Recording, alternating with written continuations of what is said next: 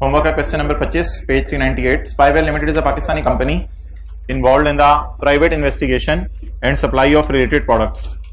घर तक इन्वेस्टिगेशन करने आ जाते हैं ये लोग. Spywell limited imported a large batch of advanced monitoring devices from an American company at a total invoice price of $1 lakh. तो ये इन्होंने सामान इंपोर्ट किया है ताकि इस सामान को आगे बेचें. Page 398. The advanced monitoring devices were ordered from the American company on 25 March. Order की डेट को इग्नोर करें. 25 मार्च को हमने ऑर्डर किया है and were shipped on 15 July 2015. Shipping की डेट को भी इग्नोर करें क्योंकि CIF बेसिस हैं. शिपिंग की डेट को भी इग्नोर कर दें. CIF बेसिस का मतलब है कि जब चीजें पाकिस्तान में आएंगी तब हमारी बनेंगी. And arrived in Pakistan on 25 जुलाई 15. इस फिगर को गले लगाएं. चलें जी. 1 लाख ज़रब 7.6. तो पहली एंट्री बन जाएगी inventory debit creditor credit. 1 lakh ज़रब 7.6 7,60,000. Next. The advance monitoring devices are to be sold via one of its retail outlets. ये जो मॉनिटरिंग डिवाइसेज हैं या कैमराज हैं, जो भी आप इसका नाम रखें, ये बेचे जाएंगे रिटेल आउटलेट्स के जरिए. ऑन 31 दिसंबर 15 की रात को 80% of the monitoring devices had been sold. 80% monitoring devices बिक गई हैं. अच्छा जी, मुझे बताएं मॉनिटरिंग डिवाइसेज हमने रिकॉर्ड किस पे की हुई हैं? 7,60,000 पे. इसमें 80% बिक गई हैं.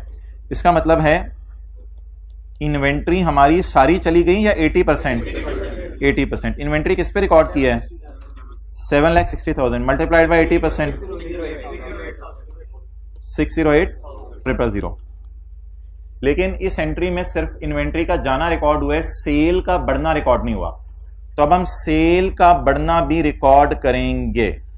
सेल में उसने नहीं बताया कि कैश सेल हुई है या क्रेडिट सेल हुई है, तो फिर कैश सेल ही लेके cash debit sale credit entry कर देते हैं.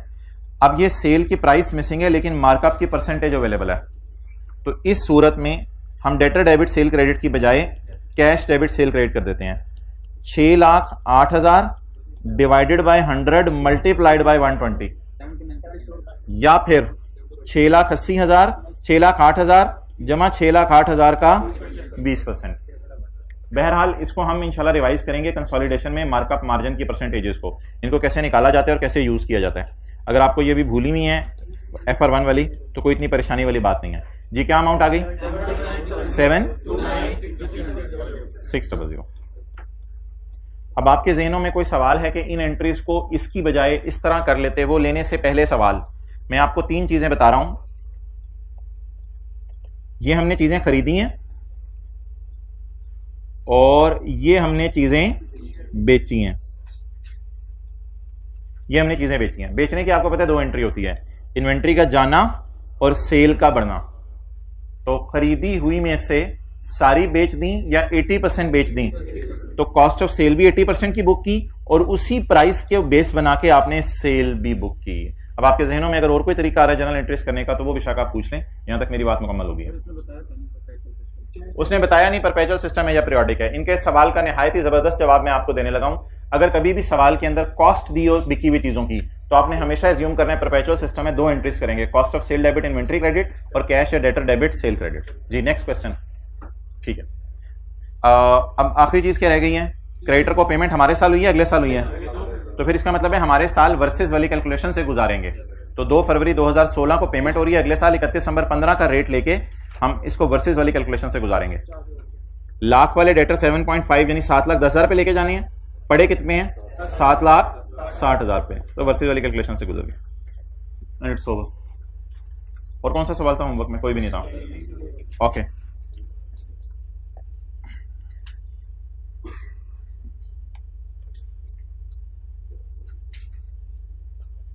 हाँ, MCQs इंशाल्लाह आज क्लास के बाद थोड़ी देर 20-25 मिनट के लिए आपको किसी रूम में बुलाया जाएगा और वहाँ डिस्कस हो जाएंगे. अच्छा जरा थ्योरी में देख लें कोई चीज़ रह तो नहीं गई. पहले सफ़े से आएँ, स्टैंडर्ड खत्म हो गया हमारा. पहले सफ़े से आएँ, पेज 385. टेस्ट इसका मंडे को होगा ना. बड़ा अच्छा टेस्ट है. उसमें एक सवाल है जिसमें मल्टीपल सिनेरियोज डिस्कस हो गए हैं और बड़ा ज़बरदस्त आपकी एक अच्छी रिवीजन हो जाएगी टेस्ट का सवाल करके. नहीं फिलहाल एथिक्स नहीं है टेस्ट में, फिलहाल IS 21 है. एक बार एथिक्स पूरा हो जाए फिर करेंगे। फॉरेन करेंसी हमने पढ़ लिया था, exchange rate, the rate of exchange between two currencies, page 385। Spot rate, the exchange rate at the date of transaction. Closing rate, balance sheet date के एंड का rate, closing rate. Exchange difference, वो जो versus वाली calculation होती है, versus लिख लें, exchange difference, exchange difference versus वाली कैलकुलेशन होती है, a difference resulting from translating a given number of units of one currency into another currency. Monetary items, units of currency held यानी cash and bank in itself भी monetary हैं, and assets and liabilities to be received और paid, और receivable payable भी monetary हैं। Examples बेशक आप इधर से काट दें क्योंकि एग्जांपल्स नीचे अगले सफे पे बड़ी डिटेल से दी हुई हैं। अच्छा जी, non monetary items are not defined by IAS 21। Non monetary की डेफिनेशन IAS 21 में नहीं है, but there items that are not monetary items. इनकी भी एग्जांपल्स आप शायद काट दें। ओके अच्छा, फॉरेन करेंसी ट्रांजैक्शंस हम कौन कौन सी पढ़ी हैं? हमने बाय किए हैं गुड्स बाहर के मुल्क से, सेल किए हैं गुड्स बाहर के मुल्क में, हमने लोन बोरो किया है, हमने फिक्स्ड एसेट खरीदना सीखे बाहर के मुल्क से, और हमने डिविडेंड्स वगैरह पे करना नहीं सीखा क्योंकि ये हमारे स्कोप में नहीं इस तरह। तो ये 3-4 फॉरेन करेंसी ट्रांजैक्शंस हैं जो हमने पढ़ी हैं। अच्छा, हमारे कुछ प्रेजेंटेशन करेंसी डेफिनेशन होगी थी कल। अच्छा, अब पेज नंबर 387 हमारे कुछ आइटम्स अभी रह गए हैं। उन आइटम्स पे ऐसा करते हैं कि स्टैंडर्ड का नाम लिख लेते हैं जो आने वाले दिनों में हमने पढ़ने हैं, ताकि वहां से हेल्प हो जाए, लेकिन फिलहाल मैं उन्हें समझा नहीं सकता। IFRS 9 हमने पढ़ना है, डेफर टैक्स लाइबिलिटी और एसेट जो आज हम स्टैंडर्ड शुरू करेंगे IAS 12, refund liability IAS 37, provisions दोनों किस्म की प्रोविजंस IAS 37, 15, 16, 17, और इन्वेस्टमेंट इन शेयर्स IFRS 9,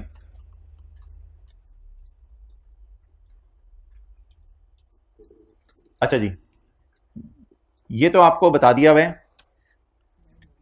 आप एडवांस पे कर दें फॉर गुड्स, थोड़ा सा जरा सोचिएगा एडवांस पेड क्या होता है। आप होंडा कार्स को ध्यान में रखें, होंडा कार्स ने गाड़ी के टायर खरीदने के लिए एडवांस पे कर दिया, अब बदले में क्या आएगा, पैसे या टायर? इसलिए पैसे नहीं आने तो ये क्या है, होंडा कार्स ने सरासिफ से एडवांस लिया कि इनको गाड़ी फ्यूचर में बेचेंगे। अब बताएं, लायबिलिटी टू बैक कैश या लायबिलिटी टू डिलीवर गुड्स? इसलिए ये भी नॉन मॉनेटरी। प्रीपेड एक्सपेंसेस क्या होते हैं? प्रीपेड एक्सपेंस की एंट्री बताएं।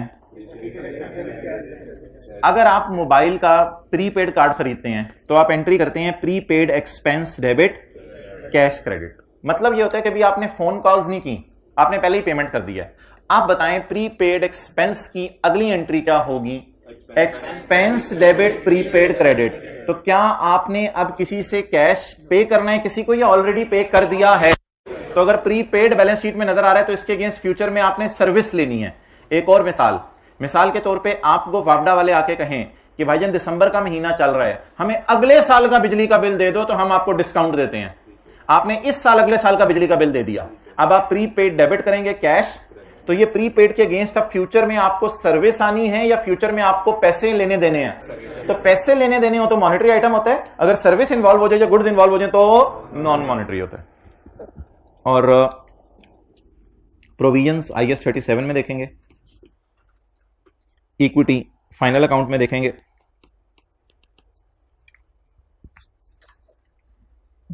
डेफर्ड गवर्नमेंट ग्रांट ये पड़ी थी IAS 38 में, डेफर्ड गवर्नमेंट ग्रांट। अच्छा देखें, एक चीजों की ना ओरिजिनेट होने की एंट्री होती है और एक उसके बाद सेटल होने की एंट्री होती है।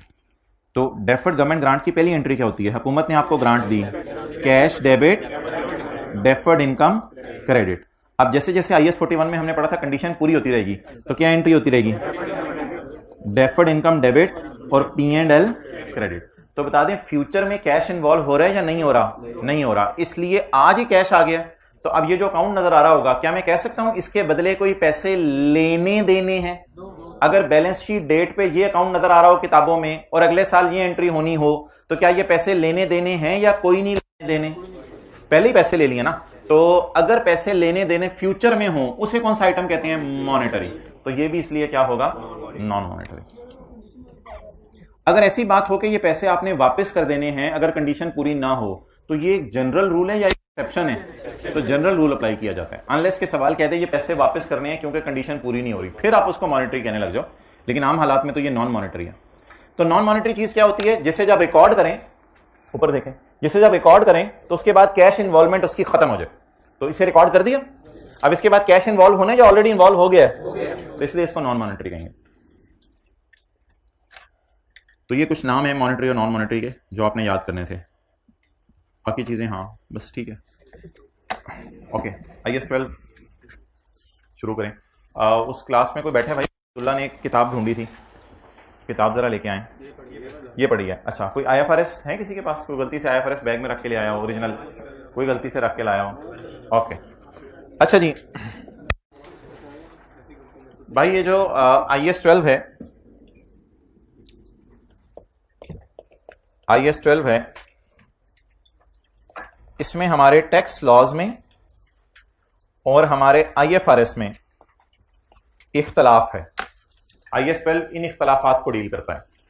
मिसाल के तौर पे ये हमारे टैक्स लॉज है, मैं कहता हूं पाकिस्तान के कंपेंडियम, नहीं ना बोलो, खैर है, of tax laws, compendium of tax laws, dash of tax laws. अब ये जो कंपेंडियम ऑफ टैक्स लॉज है, इसमें इनकम टैक्स ऑर्डिनेंस भी आ रहा है, इनकम टैक्स रूल्स भी आ रहे हैं, सेल्स टैक्स भी आ रहा है, एसए सलाम पब्लिकेशंस।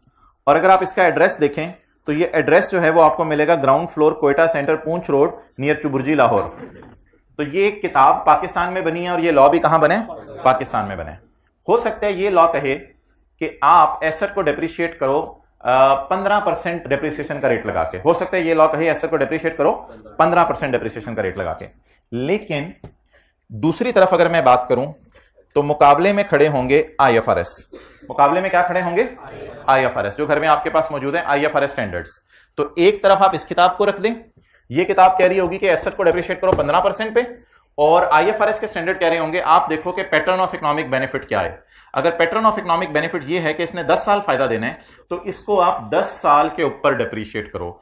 इसमें जरा लॉजिकल बातें होंगी IFRS के अंदर, लेकिन जो दुनिया के टैक्स रूल्स हैं वो हर मुल्क के अपने अपने हैं, उसमें जरूरी नहीं लॉजिकल बातें हों, उसमें बस लॉ मेकर जो मर्जी उसको कोई पूछने वाला नहीं।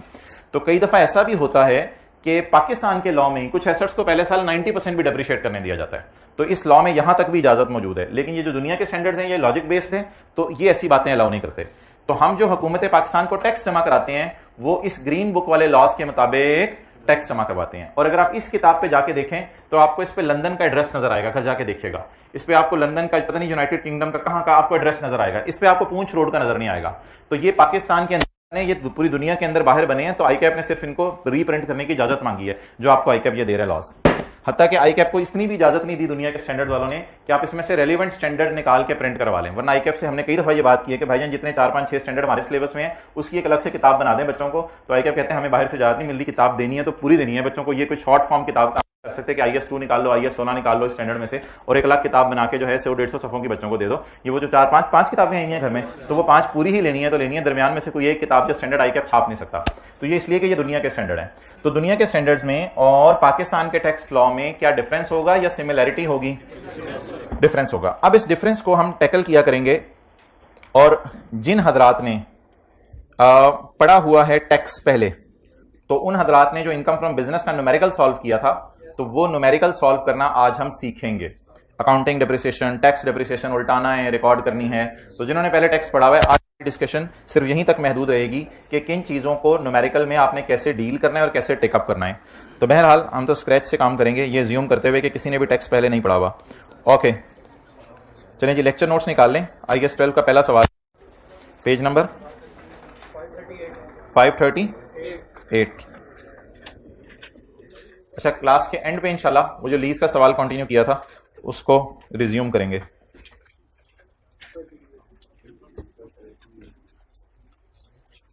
अच्छा, ये जो आपके सामने इस वक्त प्रॉफिट एंड लॉस आपकी आंखों के सामने नजर आ रहा है, ये जिन्होंने टैक्स पढ़ा हुआ है, सिर्फ आज जो मैं बातें करूंगा ना, ये सिर्फ उनको हेल्प आउट करेंगी। आगे जब डेफर टैक्स शुरू हो जाने मंडे से, तो फिर आपके टैक्स का नॉलेज आपको बिल्कुल हेल्प नहीं करेगा, प्योरली वो अकाउंटिंग की डिस्कशन होगी। तो ये ना समझिएगा कि आज चीजें जो है वो टैक्स जैसी हैं तो आइंदा भी टैक्स जैसी होंगी, बिल्कुल टैक्स जैसी नहीं है, जमीन आसमान का चीजों में फर्क है। और जिन्होंने टैक्स लॉज टैक्स की किताब पढ़ी हुई है तो वो टैक्स के रूल्स याद मत करें, टैक्स में जो उन्होंने पढ़ा है वो भूल जाएं, क्योंकि टैक्स वाले कौन से रूल्स लगाएंगे वो सवाल बता दिया करेगा। Mister Qasim has share the following profit and loss for the year ended 31 December 15। सवाल में कुछ नहीं लिखा हुआ, ये प्रॉफिट एंड लॉस किन रूल्स के मुताबिक बना होगा, पाकिस्तान के टैक्स लॉ के मुताबिक या IFRS के मुताबिक? IFRS के मुताबिक। पेज 538 है, ढूंढवा दें वरना ये साथ वाले ने ढूंढते ही रहना एंड तक। तो IFRS के मुताबिक ये प्रॉफिट एंड लॉस बना होगा। तो बाय डिफॉल्ट ये याद रखिएगा, बाय डिफॉल्ट क्या होता है उर्दू में? क्या होना ही है भाई फरमा रहे हैं, ठीक है। तो और कोई बाय डिफॉल्ट का अच्छा सा उर्दू में तर्जमा? भाई कह रहे हैं एज्यूम, बाय डिफॉल्ट का उर्दू में तर्जमा एज्यूम। मुसल्लम हकीकत चल जाएगा लफ्ज? नहीं चलेगा, चलें। इम्प्लाइड, इम्प्लाइड ये बात ऑब्वियस है उर्दू में। तो ये चलें देखते हैं इम्प्लाइड का मतलब, देखते हैं इम्प्लाइड का मतलब उर्दू में। तयशुदा, वैसे बात भाई ने जो है ना कमाल किया है। इम्प्लाइड मुजम्मर, मुजमिर होगा या मुजम्मर होगा पता नहीं, चलो पता चला उर्दू भी फारग है। तो Mister Qasim has share the following profit and loss for the year ended 31 December 15। तो बाय डिफॉल्ट हम क्या एज्यूम करेंगे, ये प्रॉफिट एंड लॉस किन रूल्स के मुताबिक बने? IFRS के मुताबिक बने। कॉस्ट ऑफ सेल आ रही है, प्रॉफिट आ रहा है, एडमिन के खर्चे आ रहे हैं, उसमें कुछ सैलरीज वगैरह हमने पे की हैं, डेप्रिसिएशन वगैरह माइनस किए हमने, अमोर्टाइजेशन से मुराद इंटेंजिबल्स को अमोर्टाइज किया होगा, बिल्डिंग के बेचने पे लॉस आया है। अच्छा ये ना आप कुछ टर्मिनोलॉजीज ऐड होने लगी हैं। जो लॉस या जो डेप्रिसिएशन हमें P&L में नजर आ रही होगी ना, इसको हम कहा करेंगे अकाउंटिंग वालों की डेप्रिसिएशन। क्या इसका नाम दिया करेंगे?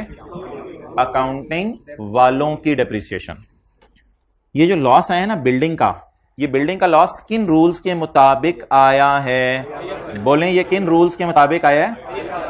तो इस किताब के मुताबिक बिल्डिंग के ऊपर हमने क्या निकाला है? लॉस। इसलिए इस लॉस का अच्छा सा नाम लिख लें, अकाउंटिंग वालों का लॉस, या फिर इसको हम कहा करेंगे IFRS के मुताबिक आया हुआ लॉस। ये जो बैड डेट एक्सपेंस है ना, ये एक एस्टीमेट होता है कि हमारे ख्याल से इतने डेटर पैसे लेके भाग जाएंगे, ये एक अंदाजा है। तो ये अकाउंटिंग वालों की नजर में बैड डेट है, ये अकाउंटिंग वालों की नजर में बैड डेट है कि हमारे ख्याल से इतने लोग पैसा लेके भाग जाएंगे। पेनल्टी टू गवर्नमेंट, आपने कोई लॉ वायलेट किया होगा, हुकूमत ने कहा होगा भाईजान पेनल्टी जमा करवाओ, आपने जाके हुकूमत के खजाने में क्या जमा करवा दी होगी? Penalty. Other income, gain on disposal of furniture, building बेचने पे क्या आ रहा था? लॉस। फर्नीचर बेचने पे क्या आ रहा है? गेन। इस गेन का क्या नाम रखेंगे? अकाउंटिंग वालों का गेन।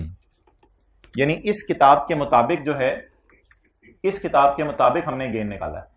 नेक्स्ट, इंटरेस्ट इनकम आ रही है, एग्रीकल्चर इनकम आ रही है, यानी कि हमारा कोई नॉर्मल बिजनेस भी होगा, मिसाल के तौर पे हमारा बिजनेस है सेल ऑफ इलेक्ट्रॉनिक्स, और इसके साथ साथ हमने कोई मुल्तान में जाके बाग भी लगाए होंगे मांजोज के, मैंगोज के, ठीक है जी। Profit before tax, profit before tax को कहते हैं अकाउंटिंग वालों का प्रॉफिट। तो कभी ये पेपर में PBT के नाम से गिवन होगा आपको, कभी ये गिवन होगा अकाउंटिंग वालों के प्रॉफिट के नाम से। So that was all about accounting rules. Sale कितनी है अकाउंटिंग वालों की? 200।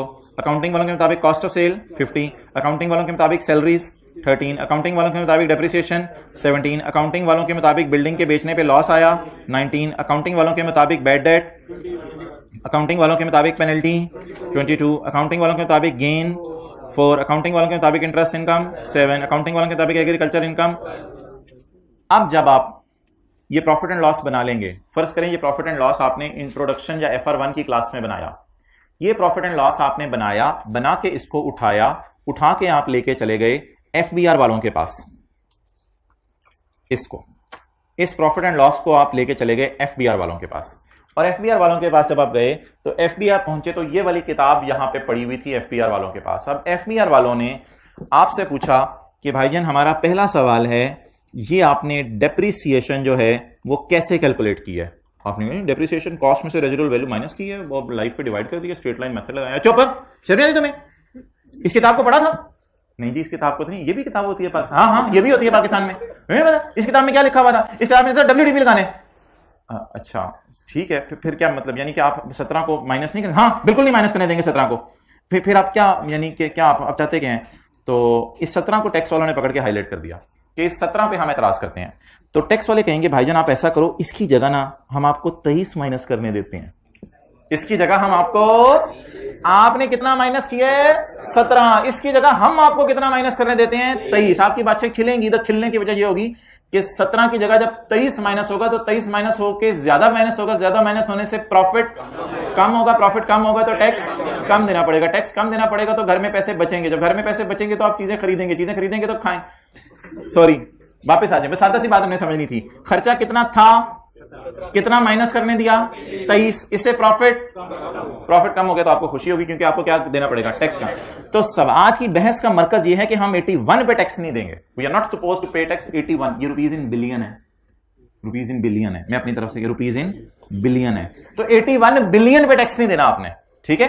तो we are going to calculate the tax to be paid to federal board of revenue, federal board of revenue को जो हमने टैक्स देना है वो हम निकालना चाह रहे हैं।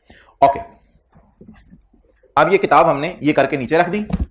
फिर टैक्स वालों ने अगला सवाल पूछा, ये क्या है जिगर?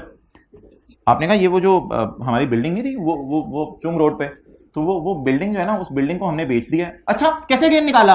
आपने कहा वो डिस्पोजल का टी अकाउंट बनाया था, एक साइड पे बीवी डाली थी, दूसरी साइड पे सेल प्रोसीड डाली थी और बैलेंसिंग P&L आ गया था। बीवी कैसे कैलकुलेट की थी जी? बीवी कॉस्ट में से डेप्रिसिएशन माइनस की थी, स्ट्रेट लाइन वाली स्ट्रेट लाइन डेप्रिसिएशन माइनस की थी। शर्म नहीं आती? तुम्हारी बीवी गलत है। ओ भाईजान, बीवी स्ट्रेट लाइन वाली सही है, गलत है? गलत है। क्यों गलत है? क्योंकि स्ट्रेट लाइन पे इसमें कहते हैं हमने एक तरीका एक बताया हुआ है WDV कैलकुलेट करने का। बात करो बदलते हैं, इसमें तरीका बताया हुआ है बीवी कैलकुलेट करने का। वो कौन सा तरीका बीवी कैलकुलेट करने का? WDV, वो लगाना चाहिए था तुम्हें। और उस तरीके के मुताबिक बीवी नहीं चाहिए, बीवी को भी सेल प्रोसीड से कंपेयर करके हमने गेन लॉस निकालना होता है। अच्छा, अब ये तो गेन लॉस है जो अकाउंटिंग वालों ने निकाला हुआ है, लेकिन टैक्स वालों ने कहा कि बिल्डिंग के बेचने पे हमारे ख्याल से कितना लॉस आ रहा है 16। अब 19 टक्कर खाएगा किससे? 16 से। तो दो बातों पे टैक्स वालों ने एतराज कर दिया। एतराज करने के बाद हमें कंपनसेट भी किया कि भाईजान 17 नहीं 23, 19 नहीं 16। अगला सवाल टैक्स वालों ने पूछा, ये क्या है जी? वो अंदाजा लगाया था कि रशीद, कामरान और बबलू पैसे लेके भाग जाएंगे। क्या मतलब? पैसे लेके अंदाजा लगाया था, भागे तो नहीं, भागने देंगे भी नहीं हम इंशाल्लाह, लेकिन हमारा ख्याल है कि भाग जाएंगे, हमें लग रहा है चपेड़ मारूं भाग जाएंगे। भागे कितने हैं सर? भागे तो भी सिर्फ 11 हैं। भागे कितने हैं? सोचा क्या था कितने भागेंगे? 21। भागे कितने? 11। ये आपको खर्चे के तौर पे माइनस करने की इजाजत है। लाइट ग्रीन,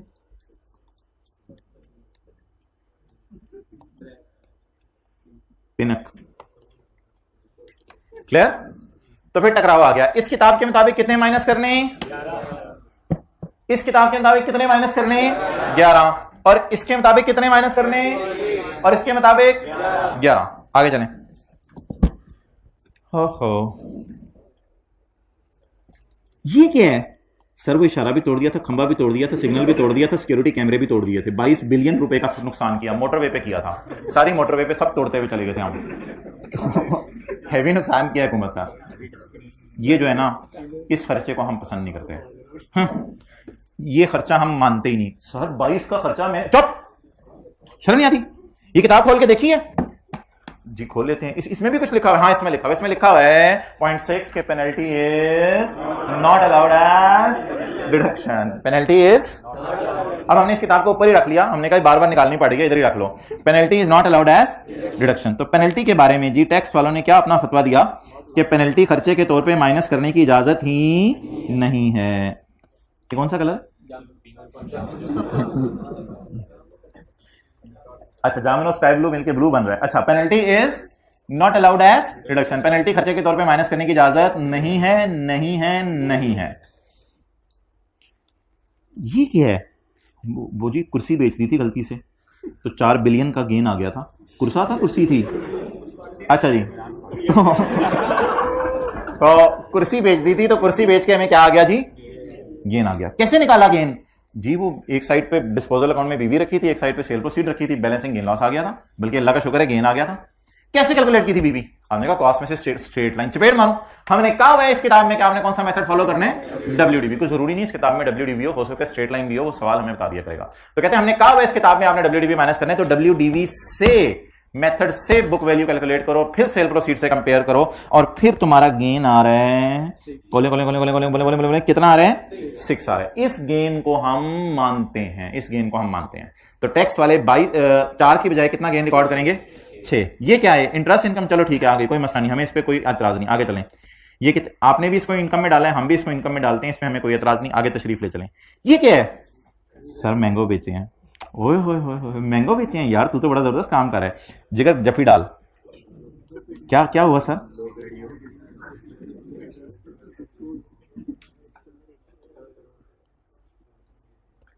इस 12 के बारे में हम तुझे खुशखबरी सुनाते हैं, इस पे हम टैक्स तेरे से नहीं लेंगे, इस पे हम टैक्स तेरे से नहीं लेंगे। अब ये जितनी चीजें हैं जिन पे टैक्स वालों ने एतराज किया है, जितनी चीजें हैं जिन पे टैक्स वालों ने एतराज किया है, चाहे ये हो, चाहे ये हो, चाहे वो हो, चाहे ये हो, चाहे ये हो, इनको हम उल्टा देंगे, इनको हम उल्टा देंगे। और इस 6 को, इस 23 को, इस 16 को और इस 11 को हम रिकॉर्ड करेंगे, इसको हम रिकॉर्ड करेंगे। चलें जी, नोट कर लें किस किस को उल्टाना है और किस किस को रिकॉर्ड करना है।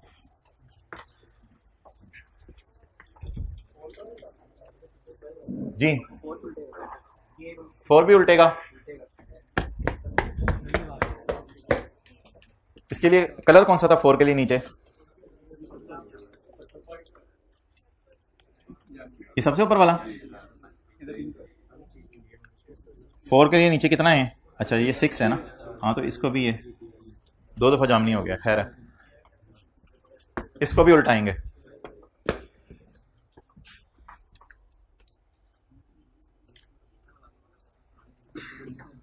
ट्राई करें जरा, उल्टाएं और फिर रिकॉर्ड करें, ट्राई करें, न्यूमेरिकल को सॉल्व करें।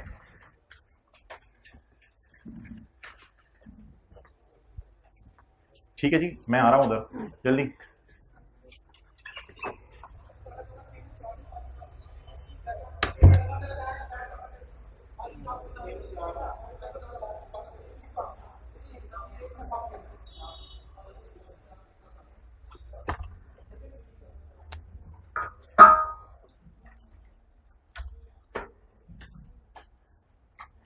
भाई आप कल आए थे?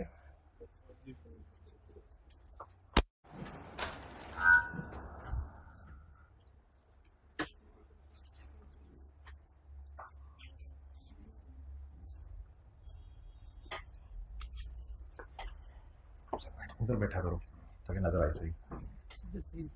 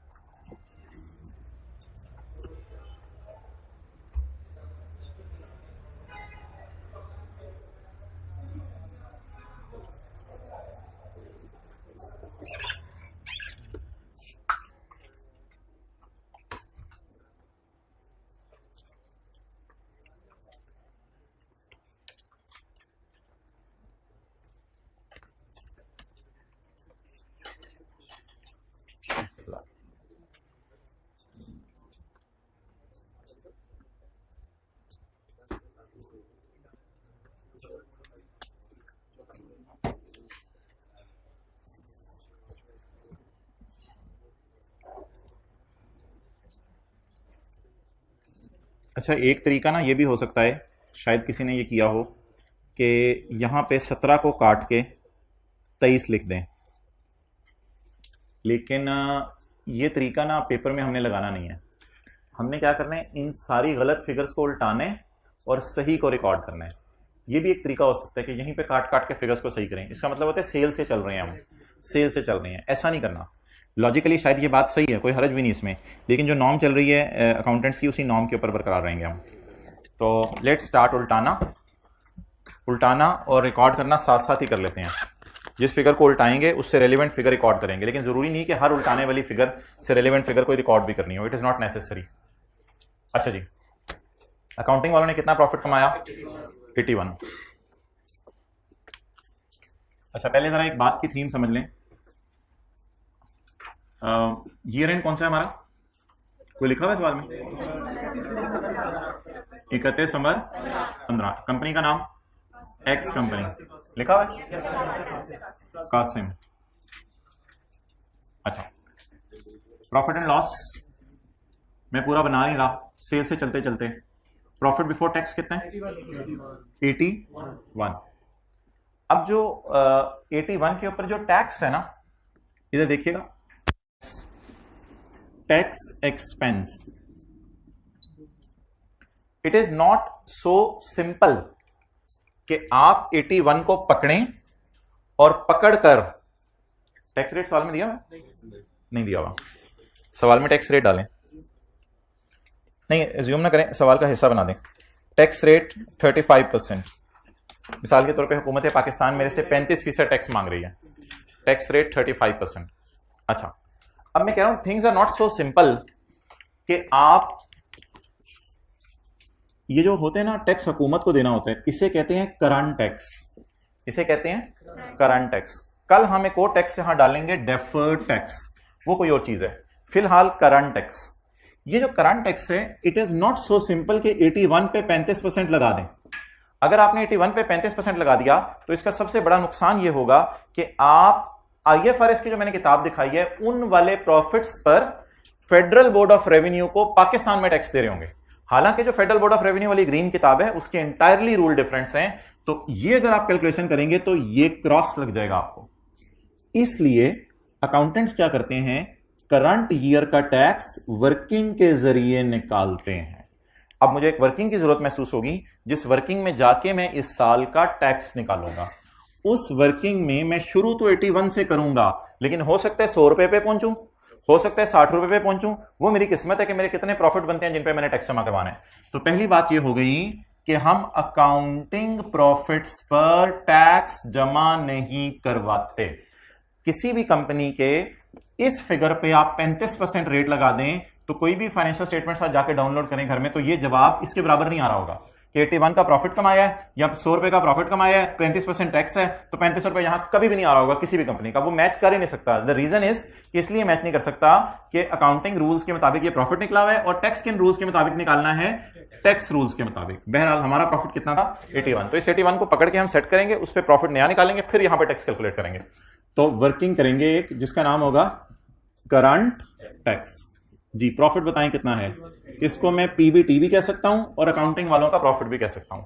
तो what is my accounting profit? 81। इससे चलते हुए कुछ चीजों को हम ऐड करेंगे और कुछ चीजों को लेस करेंगे और फिर हमारा प्रॉफिट आ जाएगा टैक्सेबल प्रॉफिट, ऐसा प्रॉफिट जिसपे हमने टैक्स जमा कराने। इस पर हम लगाएंगे 35% और वो जो 35% आएगा वो हमारा P&L के मुंह पे जाएगा। ये वो टैक्स होगा जो हम FPR पे जमा करवा रहे होंगे। तो टैक्स एट 35% अभी निकालेंगे। अब पता नहीं 81 से हमारी बस चली है 100 पे पहुंचे, 99 पे पहुंचे, 66 पे पहुंचे, वो हमें नहीं पता। डिपेंड करेगा हमारे और अकाउंटिंग वालों, हमारे और टैक्स वालों में किस किस चीज के ऊपर इख्तलाफ है। हमारे से मुराद IFRS। टैक्स वाले कहेंगे प्रॉफिट तक आते हुए आपने 17 माइनस कर लिया हुआ है। हमारी नजर में आपकी डेप्रिसिएशन 17 नहीं है, ग्रीन किताब के मुताबिक आपकी डेप्रिसिएशन जो है 23 रुपए है। तो अब टैक्स वाले कहेंगे आपको 17 की बजाय 23 माइनस करना चाहिए था। अब मैं चाह रहा हूं कि 17 को उल्टा दूं। 17 को उल्टाने के लिए 17 को अगर मैं माइनस कर दूं, ये तो फिर पहले ही माइनस हो चुका है 81 तक, तो डबल माइनस हो जाएगा। तो 17 को 81 तक पहुंचते हुए माइनस हो चुके हैं, तो इसको उल्टाने के लिए क्या करना पड़ेगा? ऐड करना पड़ेगा। अगर इसे मैं माइनस करूंगा उल्टाते हुए तो वो तो डबल माइनस हो जाएगा। तो 17 का नाम मैंने रखा है अकाउंटिंग वालों की डेप्रिसिएशन या अकाउंटिंग वालों की अमोर्टाइजेशन, अगर कोई हमारी ऑर्गेनाइजेशन में इंटेंजिबल्स हैं। तो अकाउंटिंग डेप्रिसिएशन को उल्टाएं कितने से? 17 से। इसकी जगह अब वो जो 17 माइनस हुआ हुआ था, 17 माइनस हुआ हुआ था, अब देखें ना, अब मैं क्या कह सकता हूं कि जब मैं 81 में 17 ऐड कर दूंगा तो मेरे प्रॉफिट से 17 से पाक हो जाएंगे, ऊपर नीचे से कट गया ना। अब मेरे प्रॉफिट 17 से पाक हो गया, अब इसमें डेप्रिसिएशन का कोई इंपैक्ट नहीं है। अब अगर डेप्रिसिएशन का इसमें कोई इंपैक्ट नहीं है क्योंकि 81 में मैंने 17 को ऐड कर दिया, ऊपर माइनस हुआ, तो 17 माइनस और पॉजिटिव कट जाएगा इस वजह से। अब मुझे बता दें क्या मेरे प्रॉफिट्स ऐसे हैं कि इनमें अकाउंटिंग डेप्रिसिएशन रिकॉर्ड नहीं हुई हुई? जी बिल्कुल, ये मेरे वो प्रॉफिट्स हैं जिनमें अकाउंटिंग डेप्रिसिएशन रिकॉर्ड ही नहीं हुई हुई। अगर मैं दोनों को जमा कर लूं तो इसमें अकाउंटिंग डेप्रिसिएशन रिकॉर्ड ही नहीं हुई को हमने क्या कर दिया था?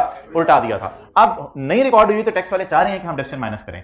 अब डेप्रिसिएशन जब टैक्स वाले माइनस करने देंगे तो कोई जरा बंदा सोच के एक बात बताए कि खर्चे रिकॉर्ड के साइन के साथ करना बेहतर है, माइनस साइन के साथ, और खर्चा उल्टाना प्लस साइन के साथ, और खर्चा रिकॉर्ड करना माइनस साइन के साथ? तो माइनस कर दें टैक्स वालों की डेप्रिसिएशन या अमोर्टाइजेशन 23। तो खर्चे उल्टाएंगे किस साइन के साथ? ऐड करके, और खर्चे रिकॉर्ड के साइन के साथ करेंगे माइनस करके। 1 बाय 1 चलें। प्रॉफिट तक पहुंचते हुए अकाउंटिंग वालों का लॉस बिल्डिंग का क्या हो चुका है? माइनस। लॉस की नेचर क्या है? खर्चा।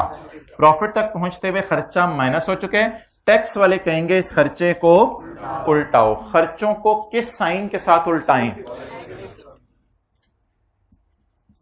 अकाउंटिंग वालों का लॉस किस पर? On disposal of building. इसको उल्टाकर हमारी तो जान निकल गई। जान इसलिए हमारी निकली कि ऐड वाली चीजें बढ़ रही हैं, प्रॉफिट पता नहीं कहां पहुंच जाने। तो हमने कहा यार इसकी जगह कुछ तो माइनस करने दो कि कोई खुदा खोफी करो। तो उन्होंने कहा कि आप ऐसा करें, आप इसके बिल मुकाबिल क्या माइनस कर लें?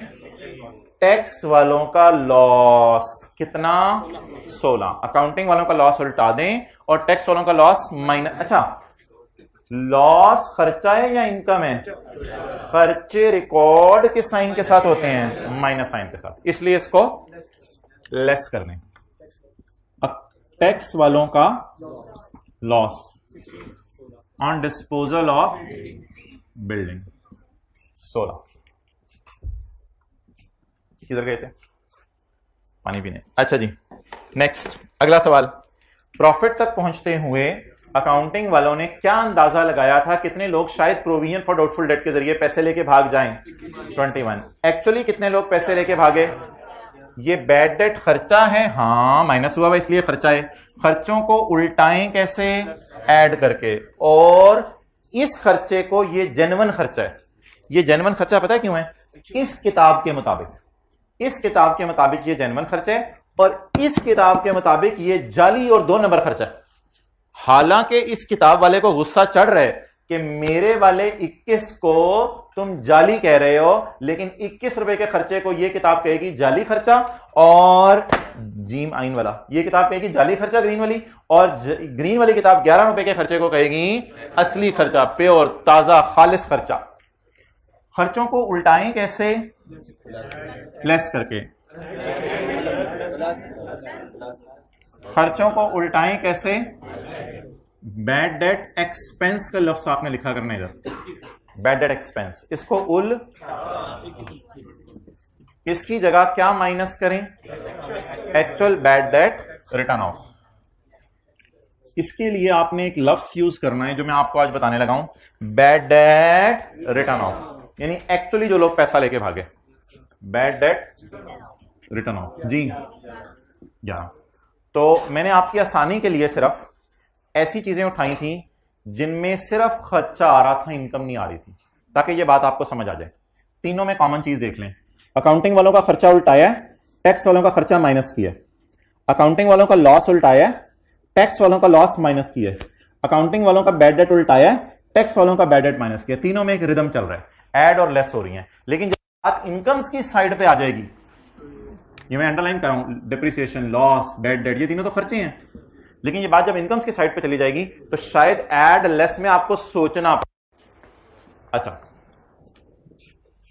एक चीज मोहतरम अगली है, penalty to government. Penalty to government के बारे में टैक्स वाले कहते हैं आप कौन होते हो माइनस करने वाले? It is not allowed as खर्चा। तो मुझे खर्चे के तौर पे माइनस करना चाहिए था, कर लिया है, क्या करूं? उल्टा दूं। लेकिन इसकी जगह कुछ माइनस नहीं करने देंगे टैक्स वाले कि जरा पेनल्टी 22 रुपए नहीं, चलो 2-3 रुपए माइनस कर लो, पेनल्टी है, वो टैक्स वाले माइनस नहीं करने देंगे। तो पेनल्टी टू गवर्नमेंट जी कितनी, बस इसके बिलमुकाबिल टैक्स वाले आपको कुछ माइनस नहीं करने देंगे। तो ये एक अजीब सी चीज आई जो रिदम से हट के आई। नेक्स्ट, प्रॉफिट तक पहुंचते हुए अकाउंटिंग वालों ने गेन ऐड कर लिया है। गेन्स को कैसे उल्टाएं, लेस करके। ये किताब कहेगी सबज वाली कि भाईजान ये गेन तो जाली गेन है, 2 नंबर गेन है, फेक गेन है, इस गेन को हम नहीं मानते, ये स्ट्रेट लाइन वाली डब्ल्यू डीवेज वाला है मिसाल के तौर पे। तो गेन को कैसे उल्टाएं, आपको फील हो रहा है इस 81 में ये 4 भी पड़ा हुआ है, पड़ी हुई चीज को तो निकाला जाता है, तो क्या करें, लेस करें। क्या नाम लिखे, अकाउंटिंग का लफ्ज सब ऊपर इधर आ रहा था, लेकिन अब तो इनकम आ रही है तो नीचे आ रहा है। Accounting gain on disposal of furniture. उल्टा ने कोई रिकॉर्ड करने वाली फिगर तो नहीं बोल रहा था, उल्टा ने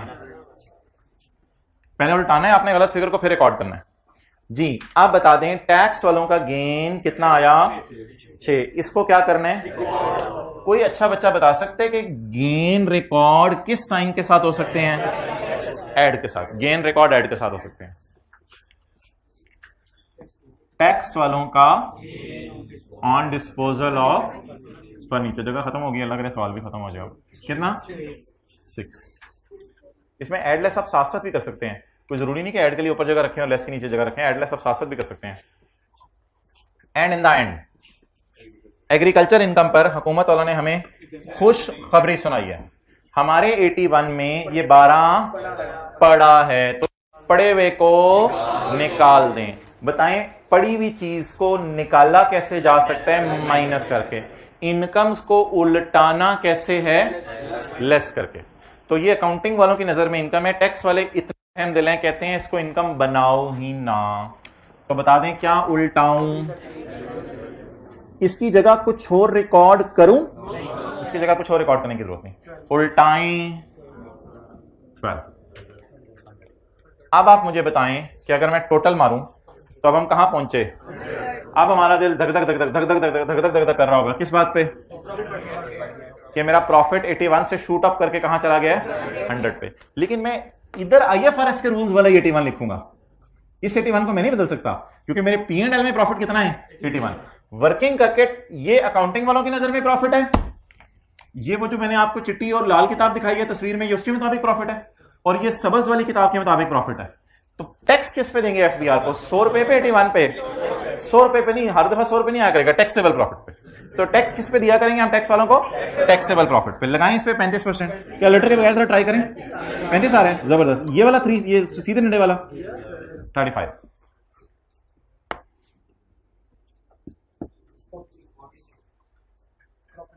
अच्छा मैंने नहीं पूछा अभी। तो ये क्या आ गया, 35।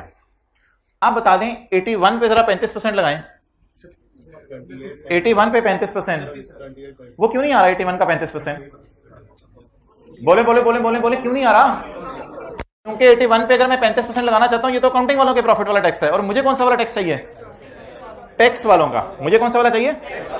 अच्छा भाईजान अब ये एक बात सुन लें, अगली क्लास की बेस बनाने लगा हूं, ये जो अब एक डिफरेंस आ रहा है ना, इसे टैक्स वालों ने कोई नाम नहीं रखा। टैक्स वालों ने कहा मुझे 35 रुपए दो और छुट्टी करो, जाओ भागो। अकाउंटेंट सब सर जोड़ के बैठ गए, अकाउंटेंट्स ने कहा ये तो ब्लंडर हो गया है, ऊपर पड़े 81, इसका 35% तो 35 रुपए नहीं बनता। तो अकाउंटेंट्स के लोगों में आके अकाउंटेंट्स के सरों में आके लोगों ने डंडे मारने शुरू कर दिए। और भाईजान तुम लोग बड़े लगे होते हो मैचिंग मैचिंग मैचिंग, तो इधर कौन सी मैचिंग हो रही है, कमीज और कलर की है, आपके जो है ट्राउजर और कलर का है, बूट और कलर का है, आपका पर्स और कलर का है, ये क्या हो रहा है। तो आप लोगों ने लुट बचाई हुई है, मैचिंग मैचिंग मैचिंग, तो ये कौन सी मैचिंग है। तो इसको कैटर करने के लिए हम IAS 12 में डेफर्ड टैक्स एक चीज डालेंगे। और ये इतना बड़ा एतराज था लोगों का अकाउंटेंट्स के ऊपर कि IAS 16 जो PPE है, हालांकि वो सिंपल सा स्टैंडर्ड है प्लांट मशीनरी का, उससे पहले ये स्टैंडर्ड बन गया था IAS 12। इतना बड़ा एतराज अकाउंटेंट्स के ऊपर लोगों ने किया था कि भाईजान आप ऊपर से कह रहे हो मैचिंग, यहां मैचिंग वायलेट हो रही है आपकी सारी। और एक चीज कोई हम डेफर्ड टैक्स वगैरह इधर डालेंगे और इन द एंड जो यहां जवाब आया करेगा वो इसके 35% के बराबर आ जाया करेगा। वो एक साइंस मारनी है हमने अगली क्लास के अंदर। लेकिन ये सारी डिस्कशन अकाउंटिंग की क्लास की है, ये टैक्स की क्लास की डिस्कशन नहीं है। टैक्स में आपने जितना भी पढ़ा था वो यहां पे खत्म हो गया बस। ये टैक्स के अंदर जो है वो पढ़ा जाता है बिजनेस के न्यूमेरिकल सॉल्व करते हुए। अब जितनी बातें हमारी आगे होनी है वो अकाउंटिंग की बातें होनी है, अब टैक्स की बातें खत्म है। तो बहरहाल ये बात अभी आपको ऑब्वियसली समझ नहीं आएगी, क्योंकि इसलिए कि मैंने इस बात को फिगर्स के बगैर समझाने की कोशिश की है। फिगर जब डालेंगे अगली क्लास में तब समझ आएगी। फिलहाल मैचिंग वायलेट हो रही है, छोड़े परे, आपको इसकी टेंशन लेने की जरूरत नहीं। ये मेरा प्रॉफिट बिफोर टैक्स है और उसके ऊपर ये मेरा टैक्स है। तो एक मसला सुन लें जो अकाउंटेंट्स ने हाईलाइट किया कि हम कमा रहे होते हैं 81 और टैक्स दे रहे होते हैं 100 पे। तो ये एक मिस मैचिंग सी है, जिसको हम मिस मैचिंग को मैच करने के लिए कोई एक नया टैक्स इंट्रोड्यूस करेंगे जिसका नाम हम रखेंगे deferred tax. Okay, so tell me the complete format of numeric. अच्छा पहले कैमरा वहां करो, और ये मेरा सोल्यूशन मुकम्मल हो गया है। यहां तक आप लोग नोट कर लें जिसे इसने नोट करना है। ये प्रॉफिट एंड लॉस है या प्रॉफिट एंड लॉस के एक्सट्रैक्ट्स हैं? एक्सट्रैक्ट्स है, पूरा प्रॉफिट एंड लॉस नहीं है।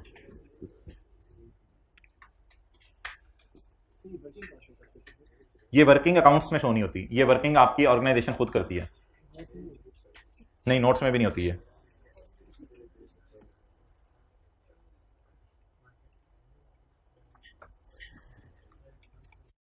और आप देख रहे हैं ये बड़ा जेन्युइन सा सवाल है कि 81 पे 35% लगा के तो 35 नहीं आ रहा, तो फिर 35 क्या है? इस पे लोगों ने एतराज किया, जिसकी वजह से 12 बना।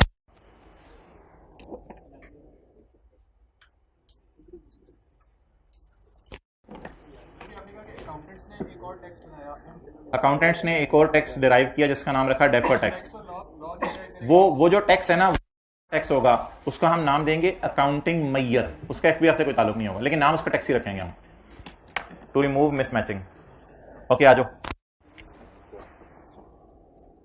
चलें जी, रिवाइज करवाएं। हम वर्किंग कहां से शुरू किया करेंगे? अकाउंटिंग प्रॉफिट से, जिसका नाम पीबीटी होगा। जैसे 81। अब आप मुझे बताते रहे डिप्रिसिएशन के साथ क्या सलूक करना है, सोचे रहे, फिर मैं लिखता रहता हूं।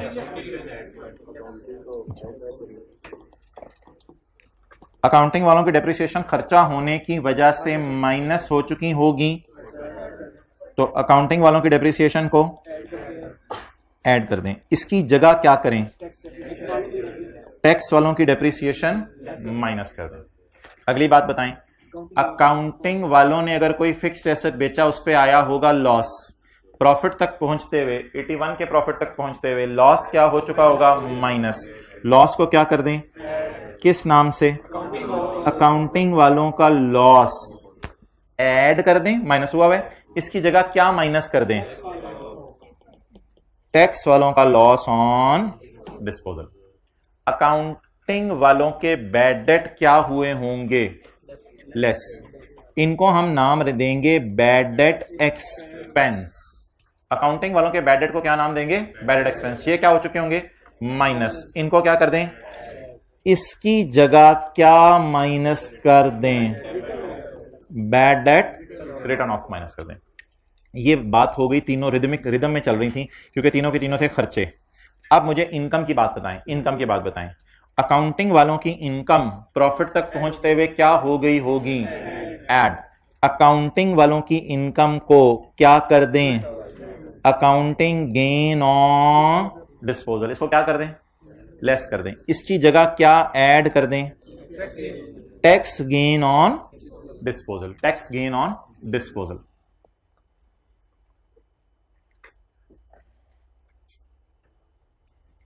ये जो चारों चीजें हैं ना, इनके बिल मुकाबिल कोई ना कोई चीज आ रही है। अब मैं आपको दो चीजें ऐसी बताने लगा हूं जो बिल्कुल इंडिपेंडेंट है, और ये एक दूसरे के मुकाबले में नहीं है, दोनों की नेचर ही फर्क है। पहली चीज, अकाउंटिंग वालों ने प्रॉफिट तक पहुंचते हुए माइनस कर दी है पेनल्टी। टैक्स वाले कह रहे हैं ये पेनल्टी तो माइनस ना करो और इसकी जगह कुछ भी माइनस ना करो। तो इसमें आपको दो चीजें आपको नजर नहीं आएंगी, इसमें एक ही चीज नजर आएगी। क्या? पेनल्टी को क्या कर दें? ऐड कर दें। डन। अगली बात, आपने कमाई एग्रीकल्चर इनकम और हुकूमत ने खुश होकर कहा हम एग्रीकल्चर इनकम पे आपसे टैक्स नहीं लेते। तो आपने जब एग्रीकल्चर इनकम कमाई, हुकूमत ने कहा इस पे टैक्स माफ, तो इनकम माइनस कर दे, बदले में कुछ करने की जरूरत नहीं है। पेनल्टी और इनकम का कोई ताल्लुक नहीं है, वो पेनल्टी अलग बात है, इनकम अलग बात है। तो एग्रीकल्चर इनकम को लेस कर दें, इसके बदले में क्या ऐड करें? कुछ भी नहीं। तो इनको मैं रेड मार्कर से लिख रहा हूं। क्या? Agriculture income. लेस क्यों कर रहे हैं? क्योंकि प्रॉफिट तक पहुंचते हुए क्या हो चुकी है? ऐड हो चुकी है। इस सारे प्रोसेस से गुजर के जो जवाब आएगा इसको क्या कहेंगे? Taxable profit. टैक्सेबल प्रॉफिट पे जब रेट लगेगा टैक्स का तो इसे क्या कहेंगे? Current tax. इसे क्या कहेंगे? Current tax. ओके,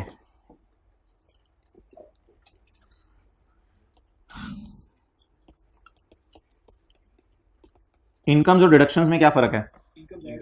इनकम है sale, interest income, dividend income, rental income, ये इनकम्स हैं। और डिडक्शंस क्या हैं? Expense, rent expense, salary expense, advertisement expense. Incomes दो तरह की हैं। किधर गई किताब? इस किताब की नजर में इनकम्स दो तरह की हैं और खर्चे दो तरह के हैं। कुछ ऐसी इनकम्स हैं जो, और कुछ ऐसी इनकम्स हैं जो एग्जेम्प्ट की मिसाल। डिडक्शंस दो तरह की हैं, एक वो होंगी जो माइनस करने की इजाजत है और एक वो होंगी जो खर्चे माइनस करने की इजाजत। जो खर्चा माइनस करने की इजाजत नहीं है उसकी कोई मिसाल फाइन या पेनल्टी, और एग्जेम्प्ट इनकम की मिसाल एग्रीकल्चर। तो ये कॉन्सेप्ट है, बेसिक नोट कर लें। As per tax law incomes भी हो सकती हैं और डिडक्शंस भी हो सकती हैं। कुछ इनकम्स टैक्सेबल होंगी, कुछ इनकम्स माफ होंगी, कुछ इनकम्स अलाउड होंगी, कुछ नॉट अलाउड होंगी।